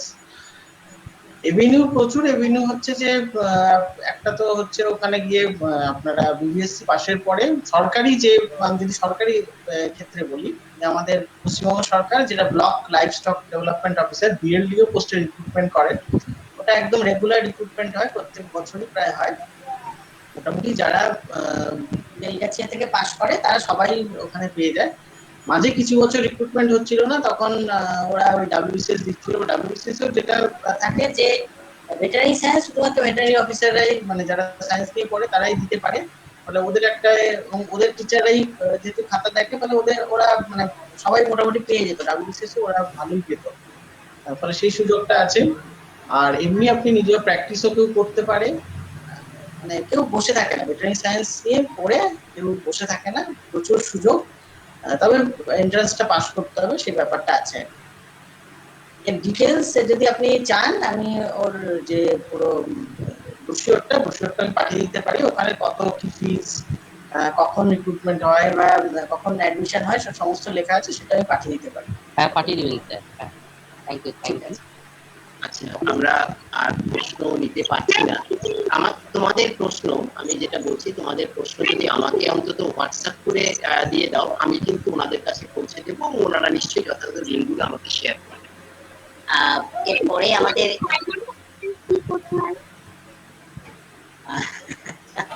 আসলে আগ্রহ প্রচুর এবং প্রশ্ন তেমনি প্রচুর। আমরা তোমার প্রশ্নটা আমরা নিয়ে নি, আরো 5 মিনিট নিয়ে নি। আচ্ছা আচ্ছা আচ্ছা, ঠিক আছে। কে বলো? স্যার, বলছিলাম যে পাইলট হতে গেলে কি করতে হয়? পাইলট হতে গেলে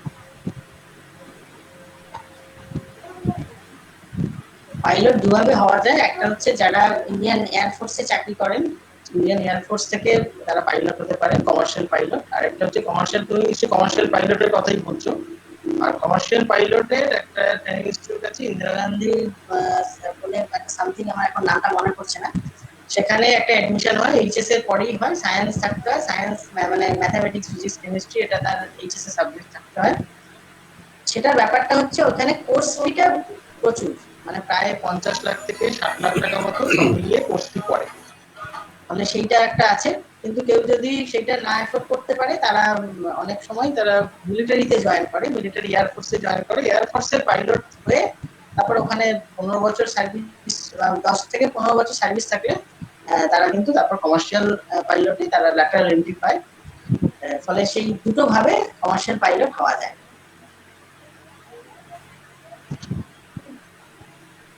আর স্যার, বলছিলাম যে ওই এয়ার হোস্টেস হতে গেলে কি একই? না, এয়ার হোস্টেস হতে গেলে তোমাকে কোনো যে এয়ার হোস্টেস ইনস্টিটিউট গুলো আছে, ফ্র্যাঙ্কলিন, আমি জানি না এখন ফ্র্যাঙ্কলিন সেরকম দেখতে পাই না, বা একটুখানি গ্রুমিং করার দরকার, সেরকম কোনো কোর্স করতে হবে সেরকম কোনো ব্যাপার নেই। একটা গ্রুমিং থাকতে হয়। বিভিন্ন যে তোমার যে কোম্পানিগুলো আছে, তারা কিন্তু ওরা রিক্রুটমেন্ট করে, বিভিন্ন সময় অ্যাড দেয়, সে এয়ার ভিস্টা হতে পারে, সেটা যেটা ইন্ডিগো হতে পারে, বিস্তারা হতে পারে। ওরা কিন্তু বিভিন্ন সময় রিক্রুটমেন্ট করে। একটা গ্রুমিং থাকতে হয় যে কিভাবে এটিকেট জানা, কিভাবে কথা বলা, ইংলিশে কথা বলা, তার যে জেস্টার, সেই ব্যাপারগুলো জানতে হয়। সেগুলোর জন্য একটা গ্রুমিং দরকার হয়। সেটাই, কিন্তু কোনো এইচএস পাস হলেই চাকরি পাওয়া যায়, তার জন্য কোনো গ্র্যাজুয়েট হতে হয় এরকম কোনো ব্যাপার কিছু। Hello sir. হ্যাঁ তনুশ্রী বলো। হ্যালো। হ্যাঁ ইন্ডিয়ান নেভিতে যদি যেতে হয় তাহলে আমাদের কি নিয়ে পড়তে হবে এবং কিভাবে ওটা মানে ওই ব্যাপারটা আমি পিপিটিটা বল্লভবাবুকে পাঠিয়ে দেবো, ওখানে সমস্ত লেখা আছে যে তুমি ইন্ডিয়ান এয়ারফোর্সে গেলে কিভাবে করতে হবে, ইন্ডিয়ান নেভিতে গেলে কিভাবে যেতে হবে। হ্যাঁ, ওখানে সিডিএস কি এনডিএ সেই রিক্রুটমেন্ট গুলো কিভাবে, মানে কি সাবজেক্ট লাগে, কি মানে কি সাবজেক্টের উপর প্রশ্ন আসে, সমস্ত লেখা আছে। তোমরা ওটা স্টাডি করে নিলে সমস্ত উত্তরগুলো, অন্তত মানে আর্মির ব্যাপারে, মিলিটারি রিক্রুটমেন্টের ব্যাপারে সেই সমস্ত ইনফরমেশন গুলো পেয়ে যাবে ওখানে। হ্যাঁ স্যার বলো। হ্যালো। হ্যাঁ স্যার, বললাম কি হিস্ট্রিতে যদি মানে ঐতিহাসিক হতে গেলে কি পড়তে হবে? ইতিহাস করতে গেলে আগে ইতিহাস নিয়ে পড়তে হবে, ইতিহাস নিয়ে আগে পড়তে হবে, তারপরে পরে তোমাকে ইতিহাস থেকে এমএ করতে হবে, এমএ করে তারপরে পিএইচডি বা রিসার্চ করতে হবে কোনো একটা বিষয়ের উপর। ইতিহাস তো অনেক বড় সাবজেক্ট। এবার সেই ইতিহাসের কোনো একটা, সেটা প্রাচীন ইতিহাস হতে পারে, মধ্যযুগের ইতিহাস হতে পারে, আধুনিক ইতিহাসের আরো কোনো একটা বিষয় উপরে তোমাকে কিন্তু রিসার্চ করতে হবে। এটা কোনো ইউনিভার্সিটির আন্ডারে হতে পারে বা কোনো ভালো ইনস্টিটিউটের আন্ডারে হতে পারে। সেখানে রিসার্চ করে তোমাকে ঐতিহাসিক, বা তুমি যেটা বলছো ঐতিহাসিক আর কি, সেটা হিস্টোরিয়ান, সেটা হতে হবে, হতে পারবে। স্যার বলছিলাম কি পল সায়েন্স নিয়ে পড়লে মানে ল নিয়ে পড়া ছাড়া কি অন্য কোনো ক্যারিয়ার তৈরি করার, মানে অন্য কোনো লাইনে যাওয়ার কোনো উপায় নেই স্যার? শুধু পল সায়েন্স নিয়ে পড়লে কি ল নিয়েই পড়তে পারবো? একদমই না। পল সায়েন্স নিয়ে পড়লে তুমি স্কুল টিচার হতে পারবে, তুমি কম্পিটিটিভ পরীক্ষা দিতে পারবে। এবং গত 2 বছর আগে টিনা ডাবি বলে একটি মেয়ে, সে ইউপিএসসিতে ফার্স্ট হয়েছিল। ও পল সায়েন্সে বিএ পাস, দিল্লি ইউনিভার্সিটি থেকে পল সায়েন্সে বিএ পাস করেছিল। সে ইউপিএসসিতে ফার্স্ট র্যাঙ্ক করেছিল বোধহয় 21 কি 22 বছর বয়সে। ওর গ্র্যাজুয়েশন ছিল পলিটিক্যাল সায়েন্স। ফলে কিছু অসুবিধা নেই, তুমিও যে কোনো বিএসসি বলো বা যদি সেভাবে সাবজেক্টটাকে পড়ো, ইউপিএসসি হতে পারে, ডাব্লিউবিসিএস হতে পারে, বিভিন্ন দিকেই তুমি পরীক্ষা দিতে পারো। যে তোমাকে শুধু ল নিয়ে পড়তে হয় এমন কোনো কথা নেই। বা স্কুল টিচার তো তুমি হতেই পারবে, কোনো অসুবিধা নেই। স্যার এডুকেশন নিয়ে পড়লে ফিউচার কতটা ব্রাইট একটু বলবেন?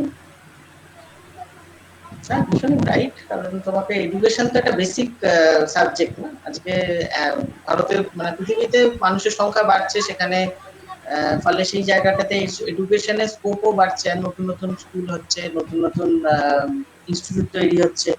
ফলে এডুকেশনের জিনিসটা তো সবসময় থাকবে, এই ডিমান্ডটা থাকবেই সবসময়। তা নিয়ে রিসার্চও হচ্ছে বিভিন্ন ধরনের। ঠিক আছে পল্লববাবু, আপনি কোশ্চেন গুলো কালেক্ট করে নেবেন। অবশ্যই অবশ্যই আমরা আরো এই ধরনের প্রোগ্রামের দিকে যাব, করব। আপনাদের সাহায্য সবসময় প্রয়োজন হবে, ভীষণ রকম দরকার হবে। আশা করি সেটা থেকে কখনোই বঞ্চিত হব না। কারণ বারবার দেখা যাচ্ছে যে আমরা একটা ব্যাপার, মানে এই যে কাজগুলো করি সেখান থেকে দেখতে পাচ্ছি যে টার্মটা আমরা বারবার শুনি, children in conflict with law. এটা আমরা বারবার শুনি যে, এবং এমন এমন কিছু কেস আসছে যারা কিন্তু আইনটা জানে, মানে কম্পিউটারটা ভালো করে জানছে কিসের জন্য, একটা নেগেটিভ এনার্জি ওদের মধ্যে প্লে করছে। এটা বোধহয় একটা খুব ভয়ঙ্করতার দিকে যাচ্ছে। আমরা কোনো কিছু জানি একটা পজিটিভ ভাইবের জন্য, কিন্তু সেটা কিন্তু এটা কেন হচ্ছে, কিভাবে হচ্ছে, এর সুলুক সন্ধান আমাদেরই বোধহয় করতে হবে। আইন জেনে আইন ভাঙার প্রবণতাটা কেন হচ্ছে, এটাও কিন্তু আমাদের ভীষণ একটা জানার জায়গা হয়ে রইল। কিন্তু আজ নয়, এই পরিসরটা বোধহয় আমাদের অন্য কোনো দিন আমাদের আসতে হবে, মিলতে হবে। আমরা যে পথে এগোচ্ছি, আশা করি কিছুটা অন্তত ওদের সঙ্গে আমরা পৌঁছতে পারলাম, ওদের মনের কাছে পৌঁছতে পারলাম। আমি দুজনকেই অনুরোধ করব, আপনারা আমাদের সঙ্গে থাকবেন, উদ্যোগীর সঙ্গে থাকবেন, এবং আপনাদের প্রেজেন্টেশনের যে পিপিটিটা যদি আমাকে কাইন্ডলি শেয়ার করেন তাহলে আমি পাঠিয়ে দেবো। ওকে ওকে ওকে, থ্যাংক ইউ। গার্গী ম্যাডাম কি রয়েছেন? গার্গী ম্যাডাম কি রয়েছেন? আপনি তাহলে আপনি শুরু করেছিলেন, আপনি শেষের সুরটা বাঁধুন। বা বালিয়া নফরচন্দ্র বালিকা বিদ্যালয়ের সাহচর্যে আমরা এই অনুষ্ঠানটা করছি, এখানকার কোনো শিক্ষিকা কি রয়েছেন? বোধহয় এই মুহূর্তে নেই। আছেন? আচ্ছা আচ্ছা, হ্যাঁ হ্যাঁ ম্যাডাম। আচ্ছা মৌমিতা বলো, মৌমিতা বলো। আচ্ছা বর্দিকে একটু কি দেখে নেব? বর্দি বললে ভালো হয়। এই হ্যাঁ বলো। হ্যালো, এই তো বর্দি, আপনি একটু বলে দেন। হ্যাঁ শেষ করুন আপনি। আচ্ছা আচ্ছা, অসংখ্য ধন্যবাদ অরুণাভ স্যার আর শম্ভু প্রসাদ স্যার। পল্লব স্যার আপনাকে অনেক অনেক ধন্যবাদ, এত সুন্দর একটা অনুষ্ঠানের আয়োজন করেছেন। এতক্ষণ শুনছিলাম যে ছাত্রছাত্রীরা নিজেদের কোয়ারিজ গুলো এত সুন্দরভাবে নিজেদের কোয়ারিজ গুলো মিট আপ করে নিচ্ছিলেন। অরুণাভ স্যারকে আমরা আগে থেকে একটু বুক করে রাখছি। আমরা আমাদের বাচ্চাদের নিয়ে আমরা একটা কেরিয়ার কাউন্সিলিং প্রোগ্রাম আরেকটা করব। অত্যন্ত আশা করব আপনি আমাদের সাথে থাকবেন, আমরা আগে থেকেই বলে রাখছি। সকলকে আরেকবার ধন্যবাদ জানিয়ে গিয়ে প্রোগ্রাম করতে পারলে খুব ভালো হতো, কারণ সেটা করা যাচ্ছে না। এটা যাই হোক, হ্যাঁ এটাই এই লকডাউন পিরিয়ডটাতে ওদের নিড গুলো আমি যতখানি পারবো চেষ্টা করছি পূরণ করার। ঠিক আছে, আপনার সাথে কথা বলবো, আপনার ফোন নাম্বারটা পল্লব স্যার থেকে নিয়ে নেব, আপনার সাথে একটু কথা বলবো। ঠিক আছে, অনেক ধন্যবাদ। আচ্ছা সকলকে ধন্যবাদ জানাচ্ছি। আচ্ছা।